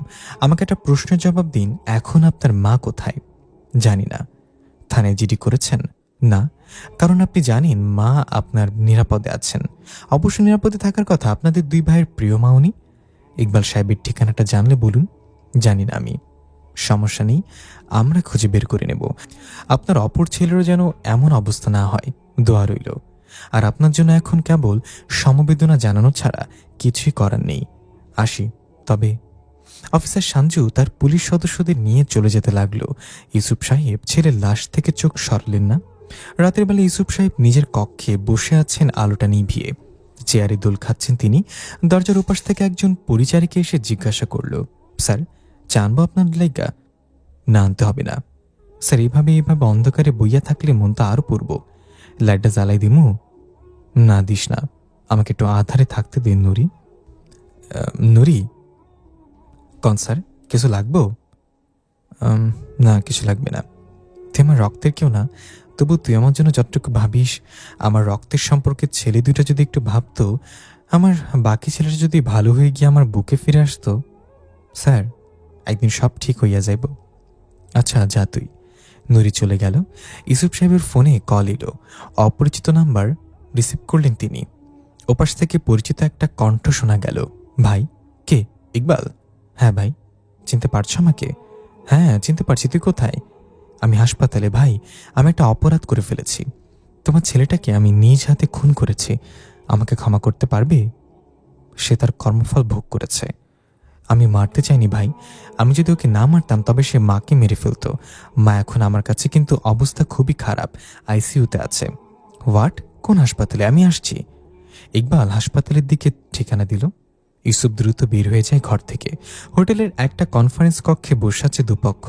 একপাশে রাহাত এবং তার সৈন্যরা, অন্য পাশে ইংরেজদের দলটা। ওদের দলের সবার শরীরের দিকে তাকালে মনে হবে এক একটা বডি বিল্ডার, সবাই প্রশিক্ষিত অস্ত্রধারী। সশস্ত্র অবস্থায় ওরা দাঁড়িয়ে আছে। একজন বসে কথা বলছে, সে হয়তো তাদের বস। বয়স 40-এর কাছাকাছি। রিহানের সাথে হ্যান্ডশেক করল সে। নিজের নাম বলল সে নেলসন। জনসনের নামের সাথে কিছুটা মিল আছে। জনসনেরই হয়তো কোনো আত্মীয় হবে সে, ভেবে নিল রাহাত। একটা বক্সে ছিল জনসনের কঙ্কালটা। রাহাত বাক্সটা খুলে দেখালো নেলসনকে। তারপর হাসি মুখে ইংরেজিতে বলল, দুঃখিত মিস্টার নেলসন, আমরা প্রথম ভুল রিপোর্ট পাঠিয়েছিলাম। এটাই জনসনের আসল কঙ্কাল। প্রয়োজনে আপনারা আবারও ডিএনএ টেস্ট করতে পারেন। না মিস্টার রাহাত, তার কোনো দরকার নেই। শেষবার যে রিপোর্টটা আমাদের কাছে পাঠিয়েছেন ওটা আমাদের রিপোর্টের সাথে একদম মিলেছে। তার মানে জনসনের কঙ্কালটা নিশ্চয়ই আপনার কাছে আছে। ইংরেজিতে বলল নেলসন। ঠোঁটের কোণে তার অস্পষ্ট হাসি লেগে আছে। তবে ডিলটা হয়ে যাক, দেরি করছি কেন আমরা? রাহাতের যেন তর সইছে না আর। নেলসনের গার্ডদের হাতে কয়েকটা ব্রিফকেস ছিল। একটা ব্রিফকেস নিয়ে রাহাতের দিকে এগিয়ে দিল নেলসন। ব্রিফকেসটা খুলল রাহাত। ওখানে চকচক করছে সব ইংরেজি নোট।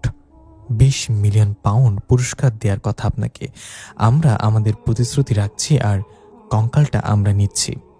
রাহাত কঙ্কালের বাক্সটা ওদের হাতে তুলে দিল। আমি বিশ্বাস করতে পারছি না, সামান্য একটা কঙ্কালের জন্য এতগুলো অর্থ পুরস্কার দেবেন আপনারা। আমি কি জানতে পারি এই সামান্য কঙ্কালটা কেন এত দাম দিয়ে নিচ্ছেন?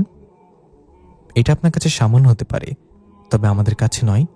জনসন আমাদের দেশের একজন বীর, যাকে স্বয়ং উইনস্টন চার্চিলও অনেক পছন্দ করতেন, এবং তিনিও জনসনের খোঁজ করেছিলেন পুরস্কারের বিনিময়ে। মৃত্যুর আগ পর্যন্ত তিনি জনসনের লাশের খোঁজ করেছেন। মৃত্যুর আগে তিনি বলে গেছেন জনসনের লাশ বা কঙ্কাল যেন খুঁজে এনে জাতীয় মর্যাদায় সমাধিস্থ করা হয়। আমরা সেই দায়িত্বই পালন করছি, কিন্তু এটা খোঁজার পেছনে আমাদের আরও একটা উদ্দেশ্য আছে। কি সে উদ্দেশ্য? আমাদের আসল উদ্দেশ্য কঙ্কালের খোঁজ করা নয়। আসল উদ্দেশ্য হলো কঙ্কালটার খোঁজ কে জানে, সেই মানুষটার খোঁজ করা। বলেই পিস্তল তাক করে রাহাতের সঙ্গীদের দিকে গুলি করল নেলসন। সাথে সাথে নেলসনের সঙ্গীরা গুলি করল। সাইলেন্সার লাগানো পিস্তলে গুলির শব্দটা বেশি দূর যায়নি। মুহূর্তেই রাহাতের সব সঙ্গীরা গুলিবিদ্ধ হয়ে পড়ে গেল নিচে। নিজেদের পিস্তল বের করার সময়ও পেল না। রাহাত পিস্তল বের করলে তার মুখে জোরে ঘুষি চালায় পিস্তলটা কেড়ে নিল নেলসন। রাহাতের ঠোঁট কেটে রক্ত বের হলো। দাঁতে দাঁত পিষে সে উচ্চারণ করল, ধোঁকা। নেলসন ইংরেজিতে বলল, অনেকদিন ধরে অপেক্ষা করছে এই দিনটার জন্য। আমরা জানতাম জনসনকে কেউ একজন খুন করেছিল, এবং লাশটা সে এমন এক জায়গায় পুঁতে রেখেছিল যা আর কেউ জানত না। উইনস্টন চার্চিল নিজে খোঁজ নিয়েছিলেন। সে সময় খোঁজ নিয়ে জানতে পারেন যে লোকটা জনসনকে খুন করেছে সে লোকটা 2017 সাল থেকে অতীতে গিয়েছিল, তাই সেই সময় তিনি কিছুই করতে পারেননি। শেষ পর্যন্ত আফসোস নিয়েই মারা যান। সে দায়িত্ব এখন এসে পড়ে আমার উপরে। আমি কি জানো, জনসনের নাতি, আমার বাবা এখনো বেঁচে আছে তার বাবার খুনিকে নিজ হাতে খুন করার জন্য। পৈশাচিকভাবে হেসে উঠল নেলসন। রাত বুঝতে পেরেছে অনেক বড় ভুলে পা দিয়ে ফেলেছে। একটু বেশি লোভ করে ফেলেছিল সে, এখন তার মাসুল দিতে হচ্ছে। তার সব সঙ্গীরা লাশ হয়ে পড়ে আছে নিচে, সামিদও পড়ে আছে। একটু একটু করে নড়ছিল সে। নেলসন তার দিকে পিস্তল তাক করে পুনরায় গুলি করল। একটা গদ শব্দ করে নিস্তেজ হয়ে গেল সামিদ। আত কুটল রাহাত। এই প্রথম হয়তো এতটা ভয় পেয়েছে সে। জীবনের জন্য মায়া হচ্ছে তার। তার আরও একটু সতর্ক হওয়া উচিত ছিল। ওরা সবাইকে মেরে ফেলেছে, শুধু তাকে বাঁচিয়ে রেখেছে। তার মানে ওরা তাকে এখনই মারতে চায় না। কথা চালিয়ে যাওয়ার কিছুটা সময় অন্তত পাওয়া গেল। রাহাত ভাবতে লাগলো কিভাবে এখান থেকে বেঁচে ফেরা যায়। দেখুন, আপনাদের বুঝতে একটু ভুল হয়েছে। আমি কখনো অতীতে গিয়ে কাউকে মারিনি, তবে আমি এমন একজনকে জানি যে অতীতে গিয়েছে, এবং এই কঙ্কালটা আমি তার কাছ থেকে নিয়েছি। শেষ চালটা চালল রাহাত। তার মনে মনে প্রার্থনা করলো যেন ওটা বিশ্বাস করে নেয় তারা, আর এটা তো মিথ্যা কোনো কথা না। রিয়ানের কথা শুনে বুড়ুকুচকে তাকালো নেলসন। কঙ্কালটা তুমি আরেকজনের কাছে পেয়েছ? হ্যাঁ। আর সে তোমাকে কঙ্কালটা দিয়ে দিল এত দামি জানা সত্ত্বেও? কয়েক মুহূর্ত ভেবে জবাব দিল রাহাত, না, দিতে চাইনি, আমি জোর করে নিয়েছি। তুমি কি করে জানলে কঙ্কালটা তার কাছে আছে? রাহাত এবার পুরোপুরি ফেঁসে গেল। এখন যদি সে বলে সে রিহানের নাতি, তবে আর রেহাই নেই। তাকে এবং রিহানকে একসাথে মারবে ওরা। রিহানের সাথে তার সম্পর্ক আছে, এটা মোটেও ফাঁস করা যাবে না। কিন্তু কিছু একটা এখন না বললে নেলসন সন্দেহ করবে, তাই রাত বলল, পত্রিকায় দেখেছিলাম, পরে খোঁজ পেয়েছি কেউ একজনের কাছে এরকম একটা কঙ্কাল আছে। কেউ একজনের কাছে এরকম একটা কঙ্কাল আছে, আর সে নিউজটা সবাইকে বলে বেরিয়েছে। মিথ্যা বল আমার সাথে। জোরে পা চালালো নেলসন রাহাতের বুকে। অনেকটা রেগে গেছে সে এবার। রাহাত কিক খেয়ে নিচে পড়ে গিয়েছিল। অসহায়ভাবে উঠে বসলো সে এবার। নেলসনকে বোঝানোর চেষ্টা করতে লাগলো, দেখো, আমি মিথ্যা বলছি না, আমি কখনো অতীতে যাইনি। নেলসন এবার আবারও বেশি রেগে গিয়ে রাহাতের খোলা মুখে পিস্তল মুখটা ঢুকিয়ে দিল। ভয় দেখল ট্রিগার চেপে দেয়ার, আর মুখে আঙুল দিয়ে বুঝিয়ে দিল চুপ থাকতে। সে থেকে রাহাত আর মুখ খুলল না। নেলসন কার সাথে যেন কথা বলল। ফোনের কনভারসেশন শুনে রাহাত বুঝল নেলসনের বাবা বাংলাদেশে ল্যান্ড করবে খুব শীঘ্রই। তারপর তিনি হয়তো রাহাতকে নিজ হাতে খুন করবে। তার বাঁচার কথা কোনো পথ আর খোলা নেই। রাতে এসে পৌঁছালেন নেলসনের বাবা ক্রিস্টোফার অ্যাডিসন। বয়স ৮০-৮২ হবে তার, তবে এখনও বেশ শক্ত সামর্থ্য। খুলুপ করা চুল আর ক্লিন শেপ করা চেহারাটা বয়স যেন তার অনেকটা কমিয়ে দিয়েছে। নেলসন তার বাবাকে সাদরে অভ্যর্থনা জানালো হোটেলে। অ্যাডিসন তখন উত্তেজিত, কথা বলে নষ্ট করার মতো সময় যেন তার নেই। প্রথমেই তিনি তার বাবাকে, বাবার খুনিকে দেখতে চাইলেন। নেলসন বাবার উদ্দেশ্যে ইংরেজিতে বলল, শান্ত হও বাবা, আমরা লোকটাকে আটকে রেখেছি, তুমি নিজ হাতে মারবে বলে। চলো নিয়ে যাই তোমাকে তার কাছে। নেলসন বাবাকে রাহাতের কাছে নিয়ে নিল। একটা কক্ষে বন্দি করে রাখা হয়েছে রাহাতকে। পাশে কয়েকজন দীর্ঘদেহী পিস্তল হাতে পাহারা দিচ্ছে তাকে। দরজার সামনে এবং করিডোরেও তাদের কয়েকজন গার্ড পাহারা দিচ্ছে। অ্যাডিসন রাহাতের সামনে এসে দাঁড়ালেন। মুখটা নিচু করেছিল রাহাত। মার খেয়ে শরীরটা দুর্বল হয়ে গেছে তার। অ্যাডিসন তার মুখটা উপরে তুললেন, তারপর নিজ ভাষায় বললেন, ওহো, তুমি তাহলে সেই ব্যক্তি যে আমার বাবাকে খুন করেছিলে। স্যার বিশ্বাস করুন, আমি আপনার বাবাকে মারিনি। আমি কখনো অতীতে যাইনি। আপনারা ভুল মানুষকে শাস্তি দিচ্ছেন। হাঁপিয়ে হাঁপিয়ে বলল রাহাত কথাগুলো। 1942 সালের সেই দিনটি ছিল আমার জন্মদিন, জানো? আমি তখন খুব ছোট ছিলাম। আমার ষষ্ঠ জন্মবার্ষিকী ছিল ওটা। সে সময় ওখানেই থাকতাম আমার সপরিবারে। আমরা এখনো মনে আছে, একটা খোলা মাঠে আমি ঘোড়ার উপর বসেছিলাম সেদিন। আমার বাবা এলেন আমার কাছে, আমার মাথায় হাত বুলিয়ে ক্ষমা চাইলেন, তারপর বললেন তাকে একটু ক্যাম্পে যেতে হবে। আমার মনটা খারাপ হয়ে গেল, কারণ সন্ধ্যার পরপরই আমার জন্মদিনের অনুষ্ঠান শুরু হবে। তবে বাবা আমাকে সান্ত্বনা দিলেন যে তিনি ঠিক সময় উপস্থিত থাকবেন, কিন্তু আর ফেরেননি। ওটাই ছিল বাবার সাথে আমার শেষ কথোপকথন। থামলেন অ্যাডিসন। রাত মুগ্ধ শ্রোতার মতো কথাগুলো শুনতে লাগলো। অ্যাডিসন দম নিয়ে পুনরায় বলতে লাগলেন, পরে মিস্টার উইনস্টন নিজ দায়িত্বে খোঁজ করেন আমার বাবার। মসজিদের এক লোকের কাছে জানা যায় সেই রাতে মসজিদে দুজন অতিথি আসে, একজন পুরুষ অন্যজন নারী। পুরুষ লোকটা না কি কয়েকজন ব্রিটিশকে হত্যা করে সেই রাতে। তাদের মধ্যে আমার বাবা জনসনও ছিল। তিনি যে গাড়িটা নিয়ে বের হয়েছিল, গাড়িটা ওখানেই পাওয়া যায়। কিন্তু আপনার বাবার হত্যাকারীকে 2018 সালে এসে খোঁজ করছেন কেন? আপনার কি করে জানলেন তাকে এই সময় পাওয়া যাবে? সাহস করে প্রশ্নটা করল রাহাত। সে সময় লোকটা নাকি মসজিদে বিয়ে করে ওই মেয়েটাকে।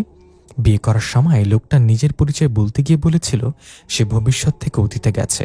মিস্টার উইনস্টন তার সম্পর্কে আরও অনেক খোঁজ নেন। তাকে ব্রিটিশরা যে জায়গা থেকে আটক করে ক্যাম্পে নিয়ে এসেছিল সেই জায়গার খোঁজ নিয়েছিল। ওখানেও একই তথ্য পাওয়া যায়। এসব তিনি পুরোপুরি বিশ্বাস না করলেও কথাটার উপর ভরসা করেছিলেন। তাই তিনি বলে গেছেন এই সময়টাতে এসে যেন আমরা জনসনের ব্যাপারে খোঁজ করি। এতগুলো বছর আমরা অপেক্ষা করেছি শুধুমাত্র তোমার জন্য। আমি নিজ হাতেই তোমার দেহ থেকে কলিজাটা বের করে নেব। আমাকে প্রত্যাহার করার মশলটা আজ তোমাকে দিতেই হবে। কথাগুলো বলার সময় এডিসনের চোখ দিয়ে যেন আগুন বের হচ্ছিল। পাশে তার ছেলে নেলসন দাঁড়িয়েছিল। তার দিকে হাত বাড়িয়ে একটা পিস্তল নিলেন এডিসন। রাহাত ভয় বলে উঠল, স্যার স্যার স্যার, আমার কথা শুনুন, আমি খুন করিনি আপনার বাবাকে। চুপ কর বাস্টার্ড। শরীরের সমস্ত জোর দিয়ে রাহাতের মুখে ঘুষি চালালেন এডিসন। বাইরের করিডোরে তখন শোরগোল শোনা গেল, সাথে সাথে গুলির শব্দ এলো কয়েকটা।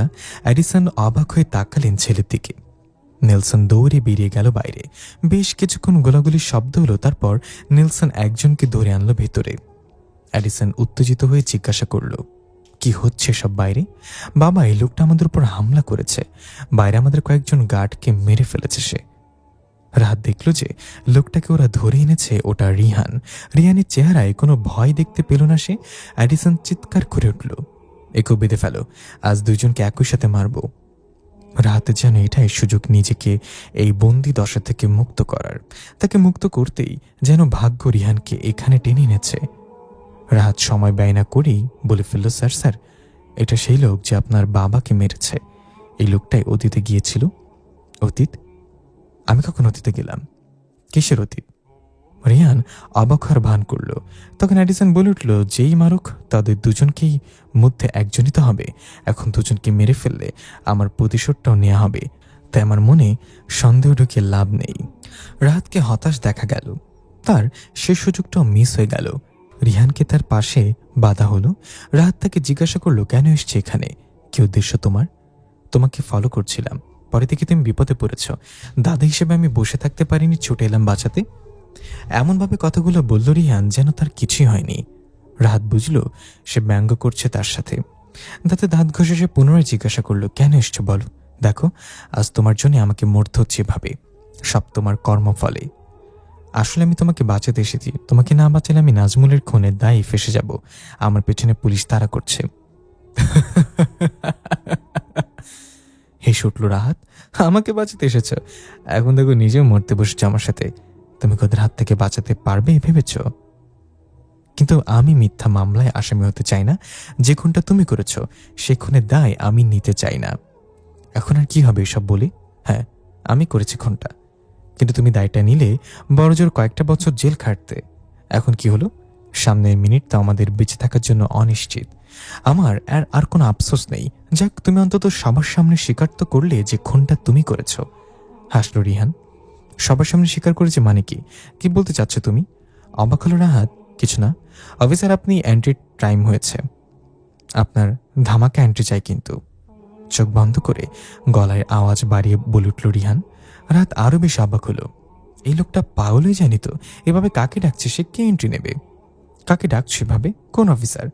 অবাক হয়ে প্রশ্ন করে রাহাত। জবাবে রিহান বলল, পুলিশ অফিসার সঞ্জু।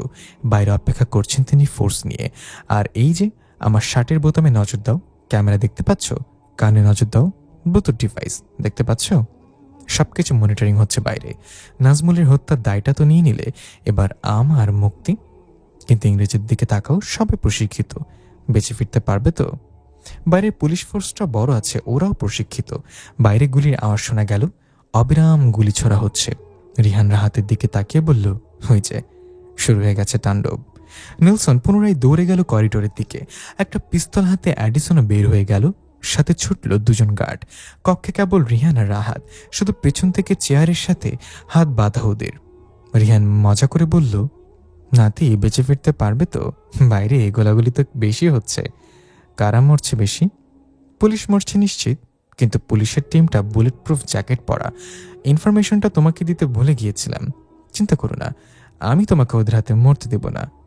নাজমুল হত্যার অপরাধটা আগে নিজের ঘাড়ে নিবা, আদালতে স্বীকার করবা, তারপর যা খুশি করবা। রাহাত কোনো জবাব দিলেন না। কারোর দৌড়ের শব্দ এলো কানে। অ্যাডিসন। চেহারায় তার ভয়। নিশ্চয় পুলিশের গুলিতে তার সৈন্যদের ভয়াবহ অবস্থা হয়েছে বাইরে। শুধু শুধু এখানে মরতেলি বেচারা। অ্যাডিসনের জন্য আফসোস হল রিহানের, কিন্তু অ্যাডিসন কি করতে যাচ্ছেন? পিস্তল তাক করেছেন রাহাতের দিকে। এখনো তিনি হয়তো রাহাতকেই নিজের বাবার হত্যাকারী ভাবছেন। নিজে তো বিপদে পড়েছেন তিনি, কিন্তু যাই হোক না কেন নিজের বাবার হত্যাকারককে তিনি নিজ হাতে মারবেন। ট্রিগার চাপ দিতে যাচ্ছেন তিনি, সাথে সাথে রিহান ডাইভ দিল। তার ভারী মাথাটা জোরে আঘাত করল অ্যাডিসনের পেটে। দুজনেই নিচে পড়ে গেল। অ্যাডিসনের হাতে থেকে পিস্তলটা ছিটকে দূরে সরে গেল। পিস্তলটা তিনি পুনরায় ধরতে গেলে রিহান জোরে ঘুষি চালায় তার মুখে। কোন ফাঁকে যেন সে তার হাতের বাঁধন খুলে ফেলে। তার সাথে যে একটা ছোরা ছিল তা হয়তো ইংরেজদের চোখে পড়েনি। ওটা দিয়ে সে বাঁধন কেটেছে। ওটা দিয়ে সে এবার জোরে আঘাত করল অ্যাডিসনের বুকে। আর্তনাদ করে উঠলেন অ্যাডিসন। রিহান ছোরাটা তুলে তুলতে তুলতে ইংরেজদের বলল ইংরেজিতে, নিজের বাবার খুনিকে খুঁজতে সে বড় ভুল করলি। আমি তোর বাবাকে মেরেছিলাম সে সময়, এখন তোকেও মারব। ইংরেজ মারতে সে সময় ভালো লেগেছিল, এখনো ভালো লাগবে। বলেই পুনরায় ছোড়ার আঘাত করল সে। নেলসন দৌড়ে এলে বাবার অবস্থা দেখে চিৎকার করে ওঠে সে, ড্যাড! রিহান ছোড়ার আঘাত করেই যাচ্ছে অ্যাডিসনের বুকে। নেলসন পিস্তল তুলে গুলি করতে চাইলে তার দিকে পেছন থেকে অফিসার সঞ্জু এসে গুলি করে দিল নেলসনের খুলি বরাবর। ট্রিগারে আরও চাপ দিতে পারল না নেলসন। ঢোক গিলেই পড়ে গেল সামনে। অ্যাডিসনও ধীরে ধীরে নিস্তেজ হয়ে গেল। এরপর রিহান উঠে রাহাতের বাঁধন খুলতে খুলতে বলল, ভয় নেই নাতি, তোমাকে বাঁচাতেই তো এত কিছু। দাদা হিসেবে এটা আমার কর্তব্য। বাঁধন মুক্ত হলো রাহাত। উঠে দাঁড়াতে দাঁড়াতে বলল, আমাকে বাঁচাতে এসছো নাকি নিজেকে বাঁচাতে এসেছো? আমাকে উদ্ধার করতে না পারলে তো নিজেও খুনের মামলায় ফেসে যেতে। কি করে প্রমাণ করতে তুমি নাজমুলের হত্যাকারী নও? তাই তো রিস্কটা নিলাম। এবার বাকি কাজটা অফিসার সঞ্জু করবেন। হাত করা পড়ালো অফিসার সঞ্জু রাহাতের হাতে। রিহান কৃতজ্ঞ হয়ে ধন্যবাদ জানালো সঞ্জুকে। অফিসার, আপনি আমার প্রতি সদয় না হলে আমি হয়তো নিজেকে নির্দোষ প্রমাণ করতে পারতাম না। ধন্যবাদ সে সময় আমাকে পালাতে সহযোগিতা করার জন্য। হোয়াট? পুলিশ তোমাকে পালাতে সাহায্য করেছে? অবাক হলো রাহাত। এবার সঞ্জু বলে উঠল, হ্যাঁ, আমি সাহায্য করেছিলাম, কারণ আমি দেখেছি একটা নির্দোষ লোক ফেসে যাচ্ছে। আর ওই সময় আমি আপনার লিজ নেওয়া জায়গাটা পরিদর্শনে গিয়ে বুঝলাম আপনি আসলে মিথ্যা বলেছেন। গেটকিপার নাজমুলকে হত্যা করা হয়েছিল গেটের পাশেই, ওখানে তার রক্তের দাগ দেখেছিলাম আমি। কিন্তু যে কবরটাতে ওকে পাওয়া যায় সেটা খুনের জায়গা থেকে অনেকটা দূরে। কেন সে গেটের পাশে খুন করে একটা লাশকে টেনে আরও দূরে নিয়ে যাবে, যেখানে গেটের পাশেই সে মাটি চাপা দিতে পারত লাশটাকে, আর কবরটাও ছিল অনেকটা গভীরে। কেন সে এতটা গভীরে মাটি খুঁড়বে? এতটা সময় সে পেল কোথায়, যেখানে খুনটা করেই তার পালিয়ে যাওয়া উচিত? অতএব সন্দেহের তীরটা আপনার দিকেই যায় মিস্টার রাহাত। হ্যাঁ, ওই গর্তটা ওই সময় রিহান সাহেবই করেছিল, কারণ ওটাই তার উদ্দেশ্য ছিল। পরে রিহান সাহেবের সাথে কথা বলে সব পরিষ্কার হয় আমার কাছে। ওই গর্ত থেকে উনি দামি একটা কঙ্কাল নিয়ে গিয়েছিল, তাই তাকে ধরতেই আপনি খুনটা করেন, কারণ খুনের দায়টা রিহান সাহেবের উপর চাপালেই আমরা সহজেই তাকে খুঁজে বের করতাম। এটাই ছিল আপনার পরিকল্পনা। রাহাত চুপ করে কেবল কথাগুলো শুনল, তার এখন বলার কিছু নেই। সঞ্জু পুনরায় বলল, এখন তো নিজেই স্বীকার করলেন খুনটা আপনি করেছেন, আপনার সবকিছু রেকর্ড হয়ে গেছে, কেবল আদালত এখন আপনার শাস্তি দেওয়াটাই বাকি। চলুন আমাদের সাথে। রিহানের সাথে হ্যান্ডশেক করে রাহাতকে নিয়ে চলল সঞ্জু। রিহানও বের হয়ে এলো ওখান থেকে। ফোনটা বের করে ইউসুফ সাহেবের নাম্বারে ফোন দিল। ওপাশ থেকে রিসিভ হতে সে জিজ্ঞাসা করল, স্যার, আমার সুফিয়া কোথায়, কি অবস্থা ওর? হাসপাতালে আছে এখনো, জ্ঞান ফেরেনি। প্লিজ ডাক্তারকে বলুন চেষ্টা চালিয়ে যেতে। সুফিয়া আমার সাথে শেষ সাক্ষাৎ না করে মরতে পারে না। আমি আসছি। একটা ট্যাক্সিতে উঠে বসল রিহান। ড্রাইভারের উদ্দেশ্যে দ্রুত চালাতে বলল সে ট্যাক্সি। যেতে যেতে সে ইউসুফ সাহেবের কাছ থেকে হাসপাতালের ঠিকানা নিয়ে নিল। যখন সে হাসপাতালে পৌঁছালো, ঘেমে পুরো ভিজে গেছে। ইউসুফ সাহেবের মুখোমুখি হলে ইউসুফ সাহেব বললেন, এখন ভেতর থেকে কোনো ভালো খবর আসেনি, অজ্ঞান এখনো, ভেতরে যাওয়া যাবে না। রিহান আচমকা জড়িয়ে ধরল ইউসুফ সাহেবকে, তারপর বাচ্চার মতো কাঁদতে কাঁদতে বলল, স্যার, আমি ওর সাথে একটিবারের জন্য হলেও কথা বলতে চাই। ওর সাথে আমার অনেক কথা বলা বাকি, অনেক প্রশ্ন জমে আছে, আমি আর নিতে পারছি না। শান্ত হও রিহান, শান্ত হও তুমি। ইউসুফ এই প্রথম রিহানকে এভাবে ভেঙে পড়তে দেখলেন। ইকবাল এগিয়ে এলো পাশে। রিহানের সাথে তার পরিচয় করে দিলেন ইউসুফ সাহেব, আমার ছোট ভাই, তোমার ছোট ছেলে। রিহান চোখ মুছে তাকালো। ইকবাল তখন বলল, কি বলে ডাকবো তোমায় জানি না, বাবা ডাকবো নাকি নাম ধরে ডাকবো? আমাদের মাঝে সম্পর্কটা বাপ ছেলের, কিন্তু এটা এমন এক সম্পর্ক যা মানুষের সামনে প্রকাশ করা যায় না। লোকে হাসবে, সমাজ নিয়ে চলতে হয় আমাদের। ছেলের বয়স বাবার চেয়ে বেশি, এটা কেন তা যদি লোকজনে আমরা বোঝাতে যাই, তবে আমাদেরকে ওরা পাগল ভাববে। কিন্তু তবুও তো বাবাকে অস্বীকার করা যায় না।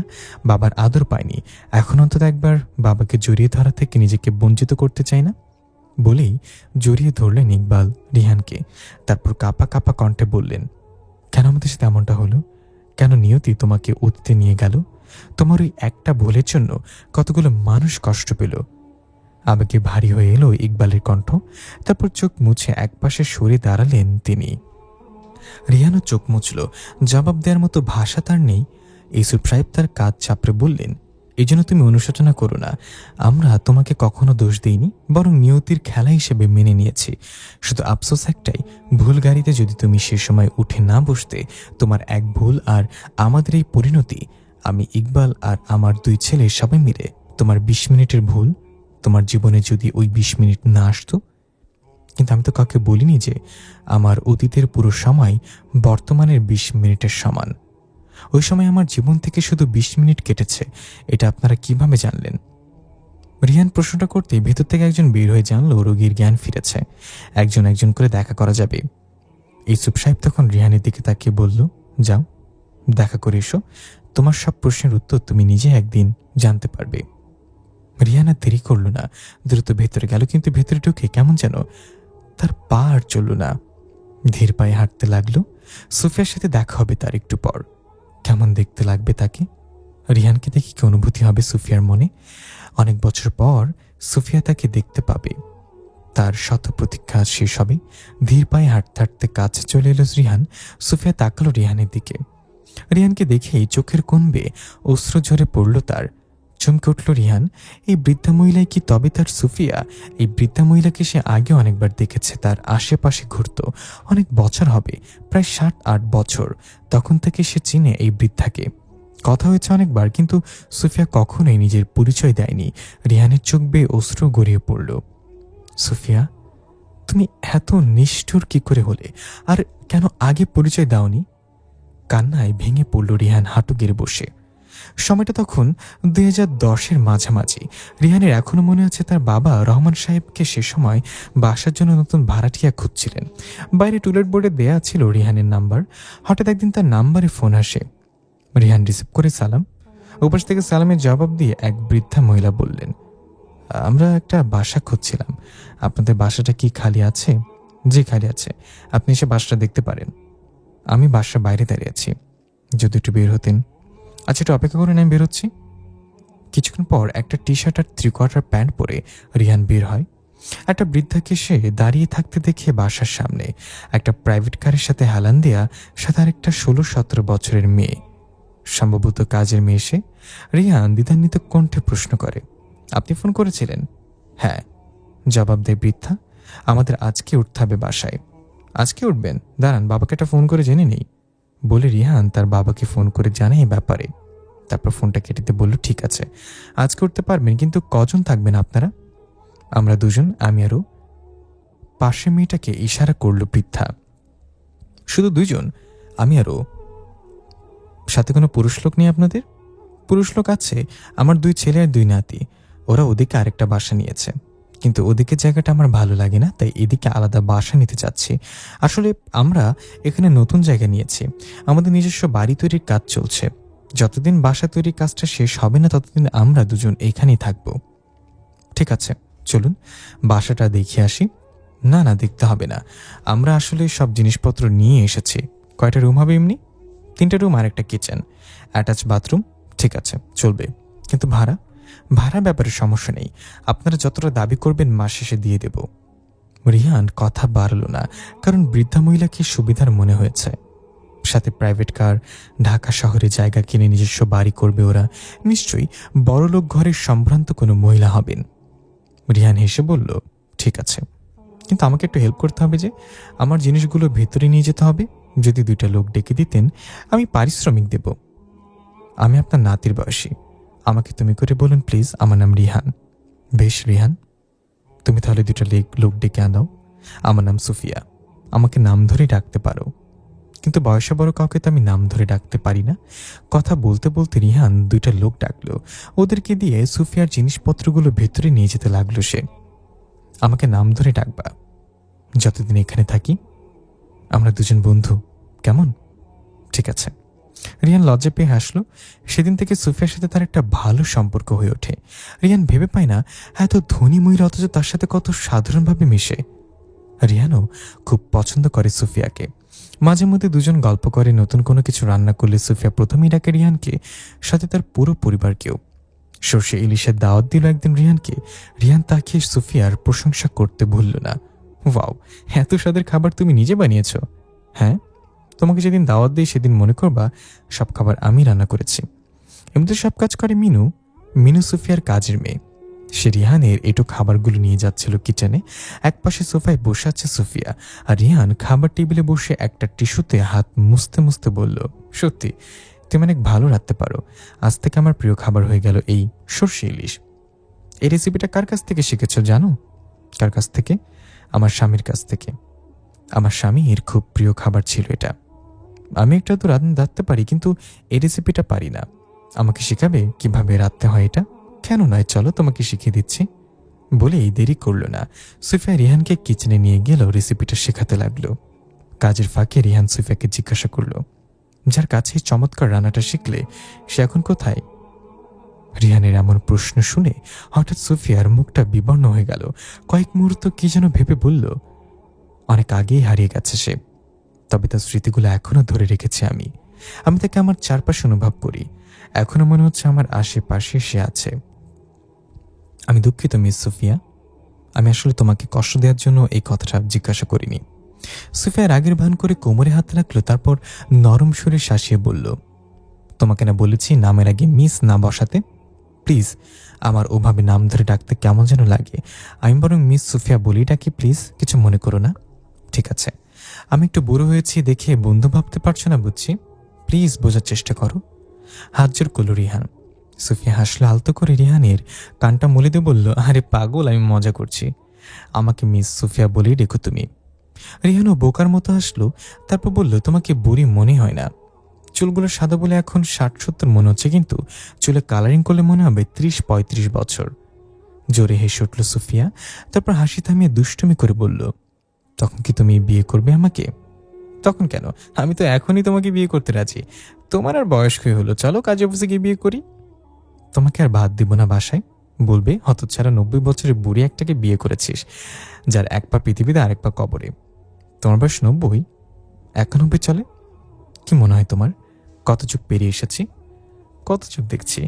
আমি তোমার বয়স আন্দাজ করেছিলাম 65 বা 70, এর বেশি না। এত শক্ত সামর্থ্য কি করে আছো? এই প্রশংসাগুলো এই বুড়ির সামনে না করে কোনো তরুণীর সামনে করো।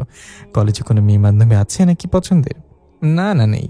ও মাই গড, আমি তো কলেজের কথা ভুলে গেছি। আজ কলেজ যেতে হবে। রেসিপিটা তো শিখে নিলাম, পরে একদিন তোমাকে আমি করে খাওয়াবো। বলতে বলতে উঠে দাঁড়ালো রিহান। সুফিয়া বলল, ঠিক আছে, সাবধানে যাও কলেজে। রিহান বেরিয়ে গেল। সে বের হয়ে যেতেই সুফিয়া জানালার পাশে গ্রিল ধরে দাঁড়ালো। দূরের আকাশ চেয়ে অবাক হয়ে ভাবতে লাগলো, কি আশ্চর্য, যে সর্ষে ইলিশের রেসিপিটা সে 1943 সালে রিহানের কাছ থেকে শিখেছে, সেই রেসিপিটা এখন সে রিহানকে শেখাচ্ছে। আসলে কে কার গুরু? ভাবনাটা আসতেই আনমনে হাসল সুফিয়া। ডুবে গেল সে পুরনো স্মৃতিতে। তখন তারা বিয়ে করে সবে তার দাদি জমিদার সলিমুদ্দিনের বাড়িতে উঠেছিল। সুফিয়া আগে থেকেই রান্না পারত। দাদা বাড়িতে রান্না করার মতো অনেক কাজের লোক থাকলেও মাঝে মধ্যে সুফিয়াও রান্না করত। সেদিন রান্নাঘরে সে ইলিশ মাছ রান্নার প্রস্তুতি নিচ্ছিল। রিহান গিয়ে কয়েকটা ইলিশের টুকরো সরিয়ে রাখে। সুফিয়া জিজ্ঞাসা করে, কি ব্যাপার মশাই, হঠাৎ রান্নাঘরে আপনার আগমন? আমিও রাঁধতে পারি জানো তো, আজ কি রান্না করে খাওয়াবেন আমাদের?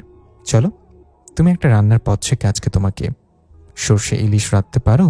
না, সেখান দেখি। এটা আমি শিখেছি একটা বৃদ্ধ মহিলা থেকে, ওর নামটাও ছিল সুফিয়া। আচ্ছা, সেই সুফিয়া আর তুমি একজন নত? যা, কি যে বলো, এত বছর কি আমি বেঁচে থাকবো? কত সালে শিখেছিলেন? 2010 সালে। এখন তো কেবল 1943। 2010 আসতে আসতে আমি মরে ভূতে আপনার ঘাড় মটকে যাব। যাই হোক, সেখান তো এখন দেখি বৃদ্ধা মহিলা থেকে কেমন রান্না শিখলেন। প্রথমে মাছগুলোকে লবণ আর হলুদ দিয়ে মাখিয়ে নিতে হবে বলেই ইলিশের টুকরোগুলোকে রিহান হলুদ আর লবণ দিয়ে মাখতে লাগলো। সুফিয়া তার পাশে দাঁড়িয়ে শাড়ির আঁচলটা কোমরে পেঁচালো। তারপর স্বামীর কীর্তি দেখতে লাগলো। রিহান ইলিশের টুকরোগুলো এক পাশে রেখে বলল, এগুলো 10-15 মিনিট এভাবে থাকুক। এবার তুমি কিছু কালো সর্ষে আর কয়েকটা কাঁচামরিচ একসাথে পিষো, হালকা লবণ আর জল দিয়ে। সুফিয়া একটা বাটিতে কিছু সর্ষে নিয়ে হালকা জল মিশিয়ে পিষতে লাগলো। রিহান তার মাথার আঙ্গুলের উল্টো পিঠ দিয়ে কিছুটা জোরে বাড়ি মারল। ব্যথা পেয়ে উফ করে উঠল সুফিয়া। রিহান বলল, লবণ আর কাঁচামরিচ একসাথে একই বাটিতে পিষতে বলেছি, জান আমি শিখব না। মারছেন কেন আমাকে? গাল ফুলিয়ে একটা টুলে বসে পড়ল সুফিয়া। নিচের দিকে চেয়ে রইল। রিহানের তার হাত ধরে বলল, আমি ব্যথা পাওয়ার মতো করে মারছি নাকি? একটু করে আঙ্গুল লাগছে শুধু। আমি ব্যথা পেয়েছি। মাথা না তুলে বলল সুফিয়া, আচ্ছা বাবা সরি, ওঠো, এই কান ধরলাম আমি। রিহানকে কান ধরতে দেখে হেসে উঠল সুফিয়া। রিহান বলে, এখন খুশি তো? এবার আসো শিখে নাও। সব একসাথে পিষতে বলেছি যাতে সর্ষেগুলো তিতা না হয়, বুঝেছ? বুঝছি জনাব, বলেই সব একসাথে পিষতে লাগলো সুফিয়া। পিষার সময় গলার আওয়াজটা একদম ছোট করে নিজে নিজে বলতে থাকে সে। বয়সে প্রায় 70 বছর বড় আমি তার, আর আমার গায়ে হাত তোলে সে। রিহান পেছন থেকে সুফিয়াকে আলতো করে জড়িয়ে ধরে, তারপর কানে কানে বলে, 70 বছর বড় হয়েছে তো কি হয়েছে, বিয়ে তো করে নিয়েছি, ছাড়েন, কেউ এসে পড়বে। খন্তি গুতা দিল সুফিয়া রিহানকে। রিহান হেসে সুফিয়াকে ছেড়ে দিল। তারপর কিভাবে এখন ইলিশগুলো তেলে ভাজতে হবে হাতে ধরে ধরে শিখিয়ে দিল। পুরো ঘটনাটা মনে পড়েই সুফিয়ার চোখ ভিজে উঠল। আজ রিহান যেভাবে তার প্রশংসা করছে, সেদিনও সেই একইভাবে রিহানের প্রশংসা করেছিল। তারপর থেকে প্রায় সে সর্ষে ইলিশ রান্না করত। সেদিন রিহান হয়তো মজা করে বলেছিল যে সুফিয়া নামে যে বৃদ্ধার কাছে সে রান্নাটা শিখেছে, সেই সুফিয়া আর তার বউ সুফিয়া দুজনে একই। সেদিন রিহান আর সুফিয়া কেউই জানত না যে রিহানের কথাটা আসলে সত্যি। সুফিয়া আজ বুঝতে পেরেছে দুজনে আসলে একই সুফিয়া। রিহানের বুঝতে হয়তো আরও দেরি হতে পারে, হয়তো কোনোদিন নাও জানতে পারে, কারণ সুফিয়া কখনো নিজের পরিচয় প্রকাশ করবে না রিহানের কাছে। দূরের আকাশ থেকে দৃষ্টি ফিরিয়ে চোখ মুছল সুফিয়া। কখন যে দুপুর হয়ে গেল বুঝতেই পারল না সে। শুক্রবার, কলেজ বন্ধ। রিহানের সারাদিন কোনো কাজ নেই, আর সুফিয়াকে সে বলেছিল নিজে একদিন সর্ষে ইলিশ করে খাওয়াবে। সুফিয়া তাকে রেসিপিটা শিখিয়েছে, এখন সে কতটুকু শিখতে পেরেছে সেটা তো দেখাতে হবে। তাই বাজারে গিয়ে সে তাজা মাছ মাঝারি সাইজের একটা ইলিশ কিনে আনলো। মাছ নিয়ে এসে সুফিয়ার বাসায় এসে কলিং বেল বাজালো। সুফিয়া দরজা খুলে বলল, আরে রিহান সাহেব যে, হাতে মাছ, কি ব্যাপার? সর্ষে ইলিশ করে খাওয়াবো তোমাকে, তাই মাছ নিয়ে এসেছে। হাতের মাছটা তুলে দেখালো রিহান। আরে পাগল, তুমি বলে আমি নিজে মাছ এনে রাখতাম, তুমি আনতে গেলে কেন? দেখো তো কাণ্ড। আসো আসো, ভিতরে আসো। রিহান ভেতরে ঢুকলো। সুফিয়া মিনুর উদ্দেশ্যে ডাক দিল, মিনু এদিকে আয় তো, মাছটা নে, সুন্দর করে কেটে ধুয়ে রাখ কিচেনে। মিনু এসে রিহানের হাত থেকে মাছটা নিয়ে কিচেনে চলে গেল। সুফিয়া রিহানকে সোফায় বসতে বলল, তারপর সে ভেতরের কক্ষে গিয়ে 2টা 500 টাকার নোট এনে রিহানের দিকে বাড়িয়ে দিল। রিহান ফিরে দিয়ে বলল, না না আমি সুফিয়া, এটা কি করছেন? আমাকে টাকা দিচ্ছেন কেন? দেখো তো, তুমি হুট করে একটা মাছ কিনে আনলে, কলেজে গেলে বাবা হয়তো কিছু হাত খরচা দেয়, তা থেকে তুমি জমাও। এখন সবটা মাছ কিনতে গেলে চলে গেল। আমার কাছে টাকা আছে মিস সুফিয়া, তোমাকে একটা কথা বলি, কাকে বলবো না কিন্তু, বলো। আমি গোপনে একটা টিউশনি করি, মাস শেষে আমার হাতে ভালো একটা অ্যামাউন্ট থাকে, বুঝেছো? কণ্ঠটা নিচু করল রিহান। হয়েছে, ওটা আলাদা ব্যাপার, তুমি টাকাটা নাও, আমি খুশি হয়ে দিচ্ছি, না নিলে কিন্তু কষ্ট পাবো। বলি নোট 2টা সুফিয়া রিহানের পকেটে ভরে দিল। রিহান আর না নিয়ে থাকতে পারল না। সুফিয়া সোফায় বসলো রিহানের পাশে। একটাই সোফা, বাসাটা থেকে খুব শীঘ্রই চলে যাবে, তাই একটাই কিনেছে সে। সাথে 2টা খাট, একটা টেবিল আর 2টা চেয়ার কিনেছে। এই বাসায় সুফিয়ার আসবাবপত্র বলতে এগুলোই। বাসে ওঠার পরের দিনই সে এগুলো কিনেছে। মিনু মাছ কাটতে কাটতে চলো আমরা গল্প করি, বলল সুফিয়া। কি গল্প করব? আচ্ছা বলো, তোমার তো 2 ছেলে আর 2 নাতি আছে, ওরা তোমার সাথে দেখা করতে আসে না কেন? এখানে তোমরা এসছো প্রায় 2 মাস হয়ে যাচ্ছে, একদিন আসেনি। ওরা তো কাজে ব্যস্ত, 2 ছেলের এখানে ব্যবসা আছে, তাছাড়া নতুন বাড়ি করা হচ্ছে আর নতুন একটা অফিস করা হচ্ছে, ওখানে সময় দিতে হয় ওদের। বড় নাতিটাও আলাদা একটা ব্যবসা শুরু করেছে, ছোট নাতি তাও মেডিকেলে পড়াশোনা শেষ করে নতুন ডাক্তার হয়েছে। সবাই যার যার মতো ব্যস্ত, ওখানে কথা বলার মতো কেউ নেই। এখানে তুমি আছো, তোমার পরিবার আছে, সবাই মিশুক, ভালোই সময় কাটে। বাড়ির কাজ শেষ হলে তো চলে যাবে, তখন আবার একা হয়ে যাবে না? তা তো হবেই, বই পড়ে সময় কাটাতে হবে তখন। আগে কোথায় থাকতে? শ্রীপুরে, ওখানেই আমাদের নিজস্ব বাড়ি আছে। ছেলেদের সব ব্যবসা ঢাকাতেই, তাই চলে আসতে হচ্ছে। আমরাও এই জায়গাটাতে নতুন, জানো, 1 বছর হয়েছে আমরা এখানে এসেছি। এদিকে জায়গার দাম কম, সস্তায় পেয়েছিল, তাই বাবা এখানে বাড়ি করে। তাছাড়া আমার কলেজটাও এখানে, তাই সব দিক চিন্তা করে বাবা এদিকে জায়গা কেনে। তা তোমাদের আগের বাসা কোথায় ছিল? গফরগাঁওয়ে, আমার দাদা বাড়ি আছে ওখানে এখনো। গফরগাঁওয়ে আমি গিয়েছিলাম 97 সালের দিকে, ওখানে একটা বৃদ্ধাশ্রম করে দিয়েছিলাম সেই সময়। ওখানে রিহান নামের একটা বাচ্চা ছেলেকে চিনতাম, 8-9 বছরের। ওটা আবার তুমি নাও তো।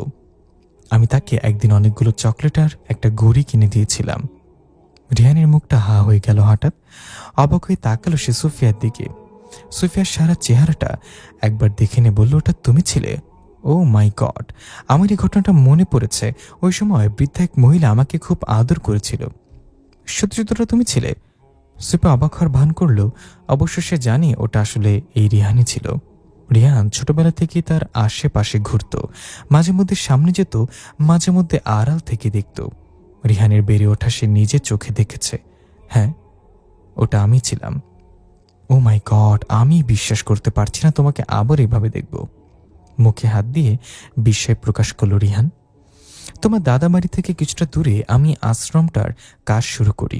সেই সময় একদিন পথ দিয়ে যাওয়ার সময় গাড়ি থেকে তোমাকে দেখি, কিউট একটা বাচ্চা। তারপর গাড়ি থেকে নেমে তোমাকে চকলেট আর একটা ঘড়ি কিনে দেই। এরপর অনেকটা বছর তো হয়ে গেল, দিনগুলো কিভাবে যে কেটে যায় আনমনা হয়ে ভাবতে দেখা গেল সুফিয়াকে। সে সময় সে গফরগাঁওয়ে তাদের যে ভিটেটা ছিল, ওখানে একটা বৃদ্ধাশ্রম করতে গিয়েছিল। রিহানের ব্যাপারে তখনই খোঁজ নিয়ে জানতে পারে। একদিন গাড়ি থেকে সে রিহানকে দেখে, গাড়ি থামিয়ে সে ছোট্ট রিহানকে ডাকে। রিহান প্রথমে ভয় পায়, ছেলে ধরা মনে করে। সুফিয়া এগিয়ে গিয়ে বলে, ভয় পেও না, আমি ছেলে ধরা নই, তোমার নাম রিহান না? ছোট্ট রিহান সে সময় অবাক হয়ে প্রশ্ন করে, আপনি আমার নাম জানলেন কি করে? গতকাল এই পথ দিয়ে যাওয়ার সময় কয়েকজন বাচ্চাকে দেখলাম তোমার নাম ধরে ডাকতে। ও, মাথা চুলকালো রিহান। অপরিচিত একটা বৃদ্ধাকে আর কি বলবে সে বুঝতে পারল না। সুফিয়া তার 2 গাল টেনে বলল, তুমি অনেক কিউট, চকলেট খাবে? চলো তোমাকে চকলেট কিনে দিই। ওই দোকানে চকলেট পাওয়া যায়? একটা দোকানের দিকে ইশারা করলে সুফিয়া, হ্যাঁ ঘড়িও পাওয়া যায়। ঘড়িও পাওয়া যায়, ঘড়ি নিবা তুমি? রিহান মাথা চুলকাতে চুলকাতে দ্রুত উপর নিচে মাথা দোলালো।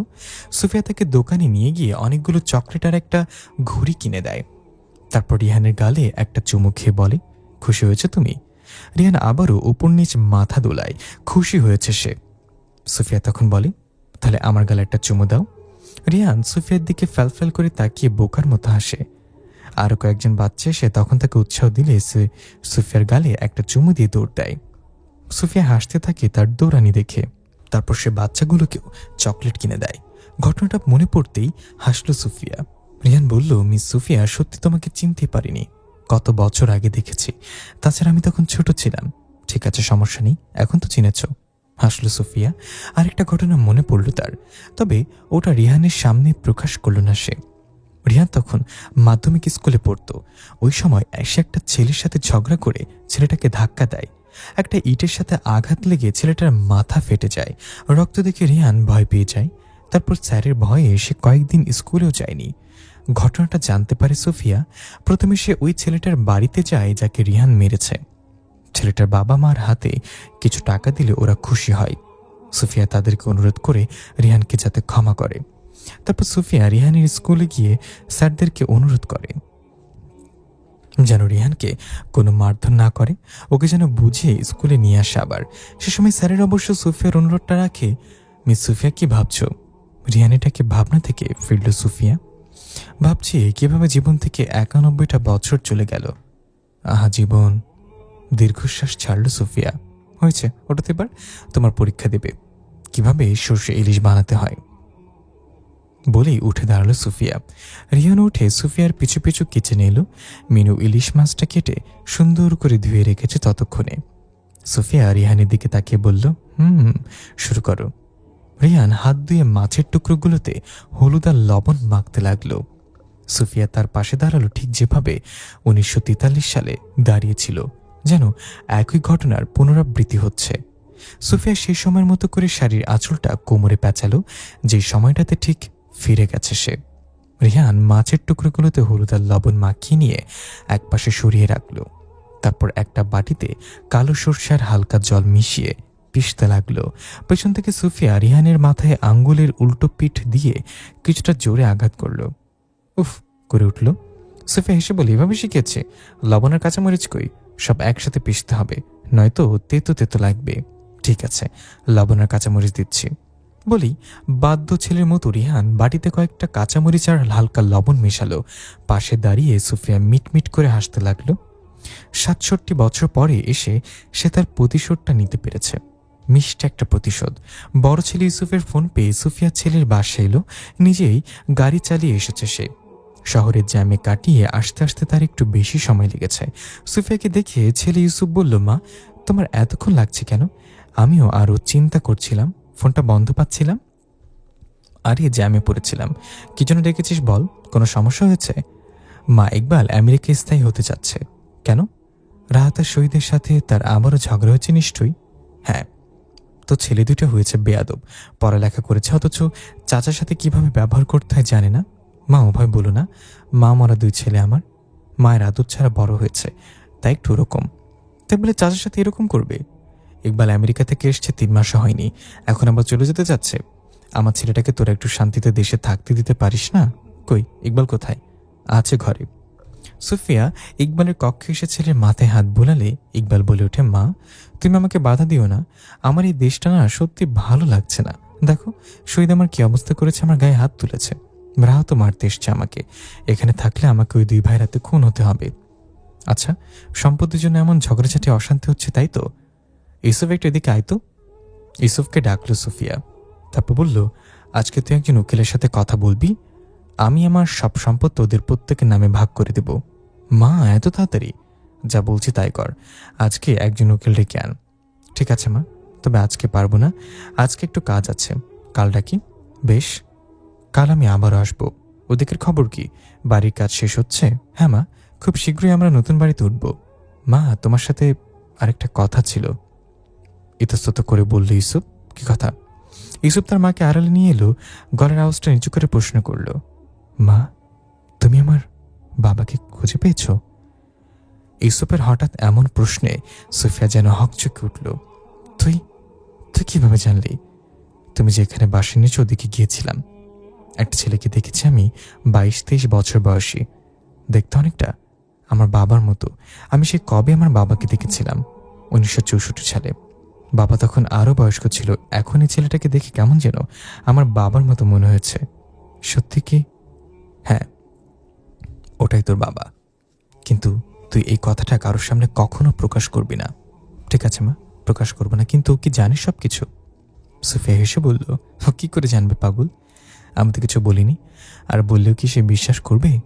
সে আমাকে চিনবে আজ থেকে আরও 7 বছর পর। কারণ 2017 সালেই সে অতীতে যাবে। তখনই আমার সাথে পরিচয় হবে তার। আমাদের জীবনটা এমন কেন হলো মা? বাবাকে আমরা 2 ভাই পাইনি। আমি কিছুটা হলেও বাবার আদর পেয়েছিলাম। কিন্তু ইকবাল ইকবাল তো দেখেনি বাবাকে। দেখেছ হয়তো, কিন্তু তার মনে নেই। এখন আমরা আমাদের বাবাকে খুঁজে পেয়েছি, কিন্তু পারছি না পরিচয় দিতে, আর পারছি না বুকে টেনে নিতে। সব আমারই ভুল বাবা, তোর আমাকে ক্ষমা করে দিস বাবা। ছেলে গালে হাত বোলালো সুফিয়া। ইউসুফ তার হাতটা 2 হাতে আঁকড়ে ধরে বলল, ছিমা, যেদিন তুমি অপরাধী মনে করবো সেদিন যেন আমার মৃত্যু হয়। আমার মা কোনো ভুল করেনি, এটা কেবলই আমাদের একটা নিয়তি। ছেলের কথা শুনে সুফিয়ার চোখে পানি চলে এলো। চোখ মুছে বলল, থাক তোরা তাহলে, আমি আবার আসবো।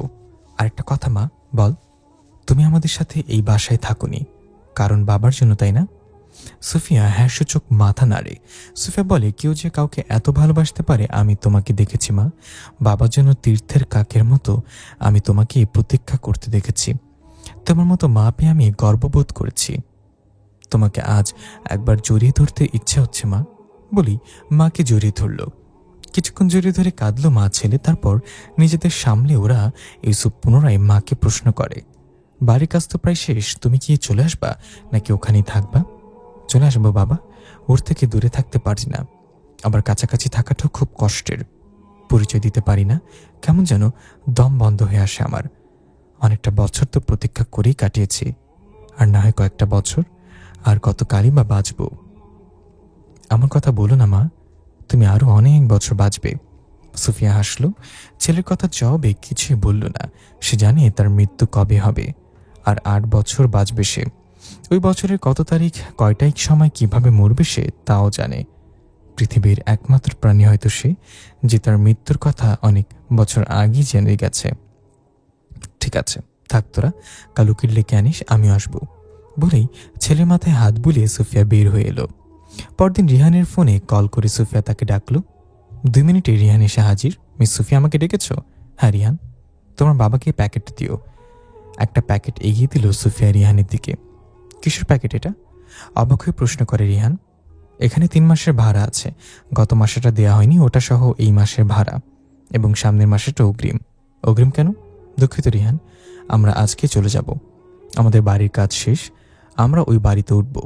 হুট করে এই বাসাটা আগে থেকে না জানিয়ে ছেড়ে দিচ্ছি, তাই অগ্রিম ভাড়া বাসাটা দিয়ে গেলাম। রিহান প্যাকেটটা হাতে নিয়ে স্তব্ধ হয়ে দাঁড়িয়ে আছে। আশেপাশে তাকায় সে।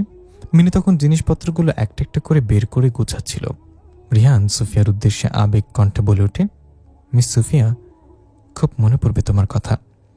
এত অল্প সময় মানুষের সাথে মিশে যেতে পারে আমি তোমার মতো কাউকে দেখিনি। শেষবারের মতো আমাকে আরেকবার সর্ষে ইলিশ করে খাওয়াবে? সুফিয়া উপর নিচ মাথা দোলায়, কান্না সামলানোর চেষ্টা করছে সে। রিহানের হাতে 1000 টাকা দিয়ে বলে, যাও, তাজা দেখে একটা মাছ কিনে আনো। ফেরার সময় আমার জন্য আরেকটা জিনিস আনতে পারবা? কি জিনিস? আমার জন্য তোমার দেয়া 2টা গাঁদা ফুলের মালা আনতে পারবা? আনবো মিস সুফিয়া। রিহান বের হয়ে গেল বাজারের উদ্দেশ্যে। সুফিয়ার সে সময়ের কথা মনে পড়ল। সে সময় রিহান তার বাবা জাফর মাস্টারের কাছ থেকে পয়সা নিয়ে তার জন্য 2টা গাঁদা ফুলের মালা কিনেছিল। তারপর কেমন যেন বোকার মতো দাঁড়িয়ে পেছন থেকে বলেছিল, আপনার জন্য 2টা গাঁদা ফুলের মালা আনছি। ঘটনাটা মনে পড়তেই আনমনে হাসল সুফিয়া। চোখের কোণ বেয়ে 1 ফোঁটা অশ্রু গড়িয়ে পড়ল সাথে। রিয়ান বাজার থেকে ইলিশ মাছ নিয়ে ফিরল, সাথে নিজের টাকা দিয়ে 2টা গাঁদা ফুলের মালাও কিনে আনলো সুফিয়ার জন্য। ইলিশ মাছটা মিনুর হাতে দিয়ে সুফিয়া রিহানকে বলল, মালা 2টা আমার খোপায় বেঁধে দিতে পারবে একটু? হ্যাঁ পারবো, কিন্তু তুমি বুড়ো বয়সে হঠাৎ খোপায় মালা পরতে চাও কেন? বুড়ো বয়সে কি মালা পরা যায় না? যায়, আচ্ছা পড়াচ্ছি। রিহান সুফিয়ার খোপা করা সাদা চুলে মালা দুইটা পরিয়ে দিল। তারপর বলল, মিস সুফিয়া, তুমি তরুণ বয়স অনেক সুন্দরী ছিলে নিশ্চয়ই, ছেলেরা তোমার পিছু পিছু ঘুরত। সুন্দরী ছিলাম কিনা জানি না, তবে আমার বরের চোখে সুন্দরী ছিলাম। তরুণ বয়সে তো শুধু ব্রিটিশদের অত্যাচার দেখেছি, তখন ছেলেরা পিছু পিছু ঘুরেছে কিনা তা দেখার সুযোগ পাইনি।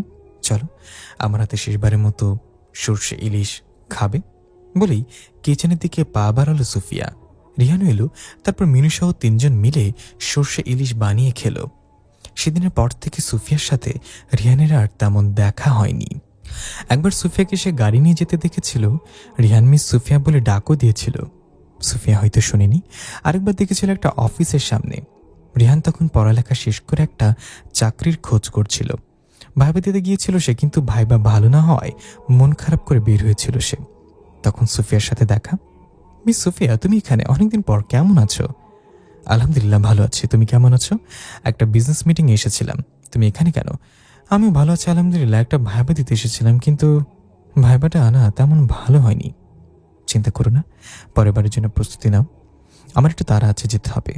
বলেই সুফিয়া চলে যায় গাড়ি নিয়ে। সেবার রিহানের ভাইবা খারাপ হলেও কেমন করে যেন চাকরিটা সে পেয়ে যায়। ইউসুফ সাহেব নিজে তার বাড়িতে গিয়ে জয়নিং লেটার দিয়ে আসে। সেদিন রিহান ব্যাপারটা বোঝেনি, আজ মুমূর্ষু সুফিয়া পাশে বসে সে বুঝতে পারছে। সেদিন আসলে সুফিয়ার কারণেই চাকরিটা পেয়েছিল। সুফিয়া হয়তো ছেলেকে সুপারিশ করেছিল, ইউসুফ সাহেব যে সুফিয়ার ছেলে সে জানতো না তখন, আজ সবকিছু জানে সে। ইউসুফ শুধু সুফিয়ার ছেলে নয়, তারও ছেলে। রিহান হাঁটু গেড়ে তখনও কাঁদতে থাকে। সুফিয়া অবস্থায় অক্সিজেন মাস্কটা খুলে রিহানের দিকে হাত বাড়ালো। রিহান তার হাতটা দু হাতে শক্ত করে ধরে কাঁদতে লাগলো। সুফিয়ারও চোখ বেয়ে অশ্রু গড়াতে লাগলো, তবু সে কাপা কণ্ঠে রিহানকে শান্ত করতে চাইল। রিহান কেঁদো না, আমার হাতে সময় খুবই কম, 6:20 হতে আর কতক্ষণ বাকি দেখো। রিহান অবাক হয়ে ঘড়িতে তাকায়, তারপর কাঁদতে কাঁদতে সুফিয়ার দিকে তাকিয়ে বলে, আর 10 মিনিট বাকি, আজ 9 জুলাই। অস্ফুট স্বরে বলল সুফিয়া। সুফিয়া, তুমি এভাবে কথা বলছো কেন? সুফিয়ার আচরণে ভয় পেল রিহান। সুফিয়া হাসল। যাক, শেষ মুহূর্তে অন্তত মিস শব্দটা বাদ দিয়েছ, আমাকে নাম ধরে ডেকেছ। ইউসুফ আর ইকবাল কোথায়? আমার ছেলে দুটাকে একটু ডাকো, শেষবারের মতো একটু দেখি। না সুফিয়া, তুমি এভাবে কথা বলো না, আমার খুব কষ্ট হচ্ছে।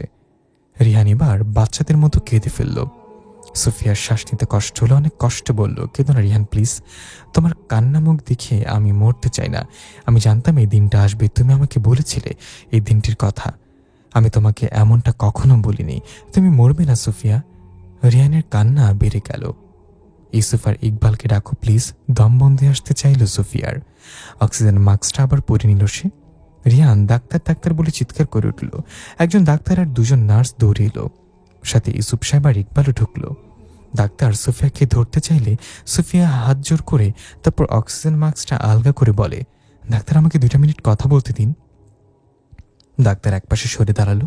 সুফিয়া তার 2 ছেলের উদ্দেশ্যে বলল, বাবা, তোরা 2 ভাই একসাথে থাকিস, আর তোদের হাতে আমি আমার রিহানকে আমানত দিয়ে গেলাম, ওকে দেখে রাখিস। ইউসুফ সাহেব এবং ইকবাল হাঁটু গেড়ে বসলো রিহানের পাশে, তাদের চোখেও জল। মাকে স্পর্শ করে বলল, মা তুমি এভাবে বলো না, তুমি ঠিক হয়ে বাড়ি ফিরে যাবে। সুফিয়া 2 ছেলের উদ্দেশ্যে বলল, আমাকে ক্ষমা করে দিস বাপ, তোদেরকে কখনো বলিনি এই দিনটার কথা। এই দিনটার ব্যাপারে তোদের বাবা আমাকে 52 বছর আগেই সতর্ক করেছিল। আর সেই দিন। রিয়ান এবার অনুরোধের সুরে বলল, প্লিজ আমাদের এভাবে ছেড়ে যেও না, তোমাকে পেয়েছে আমি আবার হারিয়ে ফেলতে চাই না। অনেক কথা বলার বাকি আমার, অনেক প্রশ্ন আছে আমার, অনেক কিছু জানার বাকি। সুফিয়া অক্সিজেন মাস্কটা মুখে চেপে ধরে অন্য হাত দিয়ে ইশারা করে একটা কলম চাইল। একজন নার্স দৌড়ে গিয়ে একটা কলম এনে দিল। কলমটা নিয়ে সুফিয়া রিয়ানের হাতে একটা তারিখ লিখল, 2 জুন 2022। তারিখটা লিখে সে আবার অক্সিজেন মাস্কটা খুলল, তারপর রিয়ানের হাতটা শক্ত করে ধরে অনেক কষ্টোচ্চারণ করল, তোমার সব প্রশ্নের জবাব পাবে ওই দিন। বলেই ধীরে ধীরে চোখ বুঝতে লাগলো সুফিয়া। একটু পর নিস্তেজ হয়ে গেল। তখনও সে রিয়ানের হাতটা শক্ত করে ধরেছিল। রিয়ান ফুপিয়ে কেঁদে উঠল বাচ্চাদের মতো। সুফিয়া আর নেই। প্রিয় লিসেনার, গল্পটি কেমন লাগলো অবশ্যই কমেন্ট করে জানাবেন। আর এই গল্পের আরও সিজন রয়েছে। যদি পরবর্তী সিজন আপনারা শুনতে চান, আমাদেরকে বেশি বেশি কমেন্ট করে জানাবেন। আসলে কিছু কিছু গল্প এমনও আছে যে গল্পগুলো শুনলে না একটা অন্য দুনিয়ায় চলে যাওয়া যায়, একটা অন্য রাজ্যে গিয়ে ঠেকে মনটা। এই গল্পটাও ঠিক তেমনই একটা গল্প। এই গল্প পাঠ করার সময় আমি চলে গিয়েছিলাম একদম 1942 সালে। আবার এই সিজন পড়ার সময় আমি চলে আসলাম এই যুগে। একটা অসাধারণ গল্প এটি। ভালো থাকবেন সবাই, দেখা হবে পরবর্তী কোনো গল্পে। আমাদের চ্যানেলটি সাবস্ক্রাইব করে আমাদের পাশেই থাকবেন। আল্লাহ হাফেজ।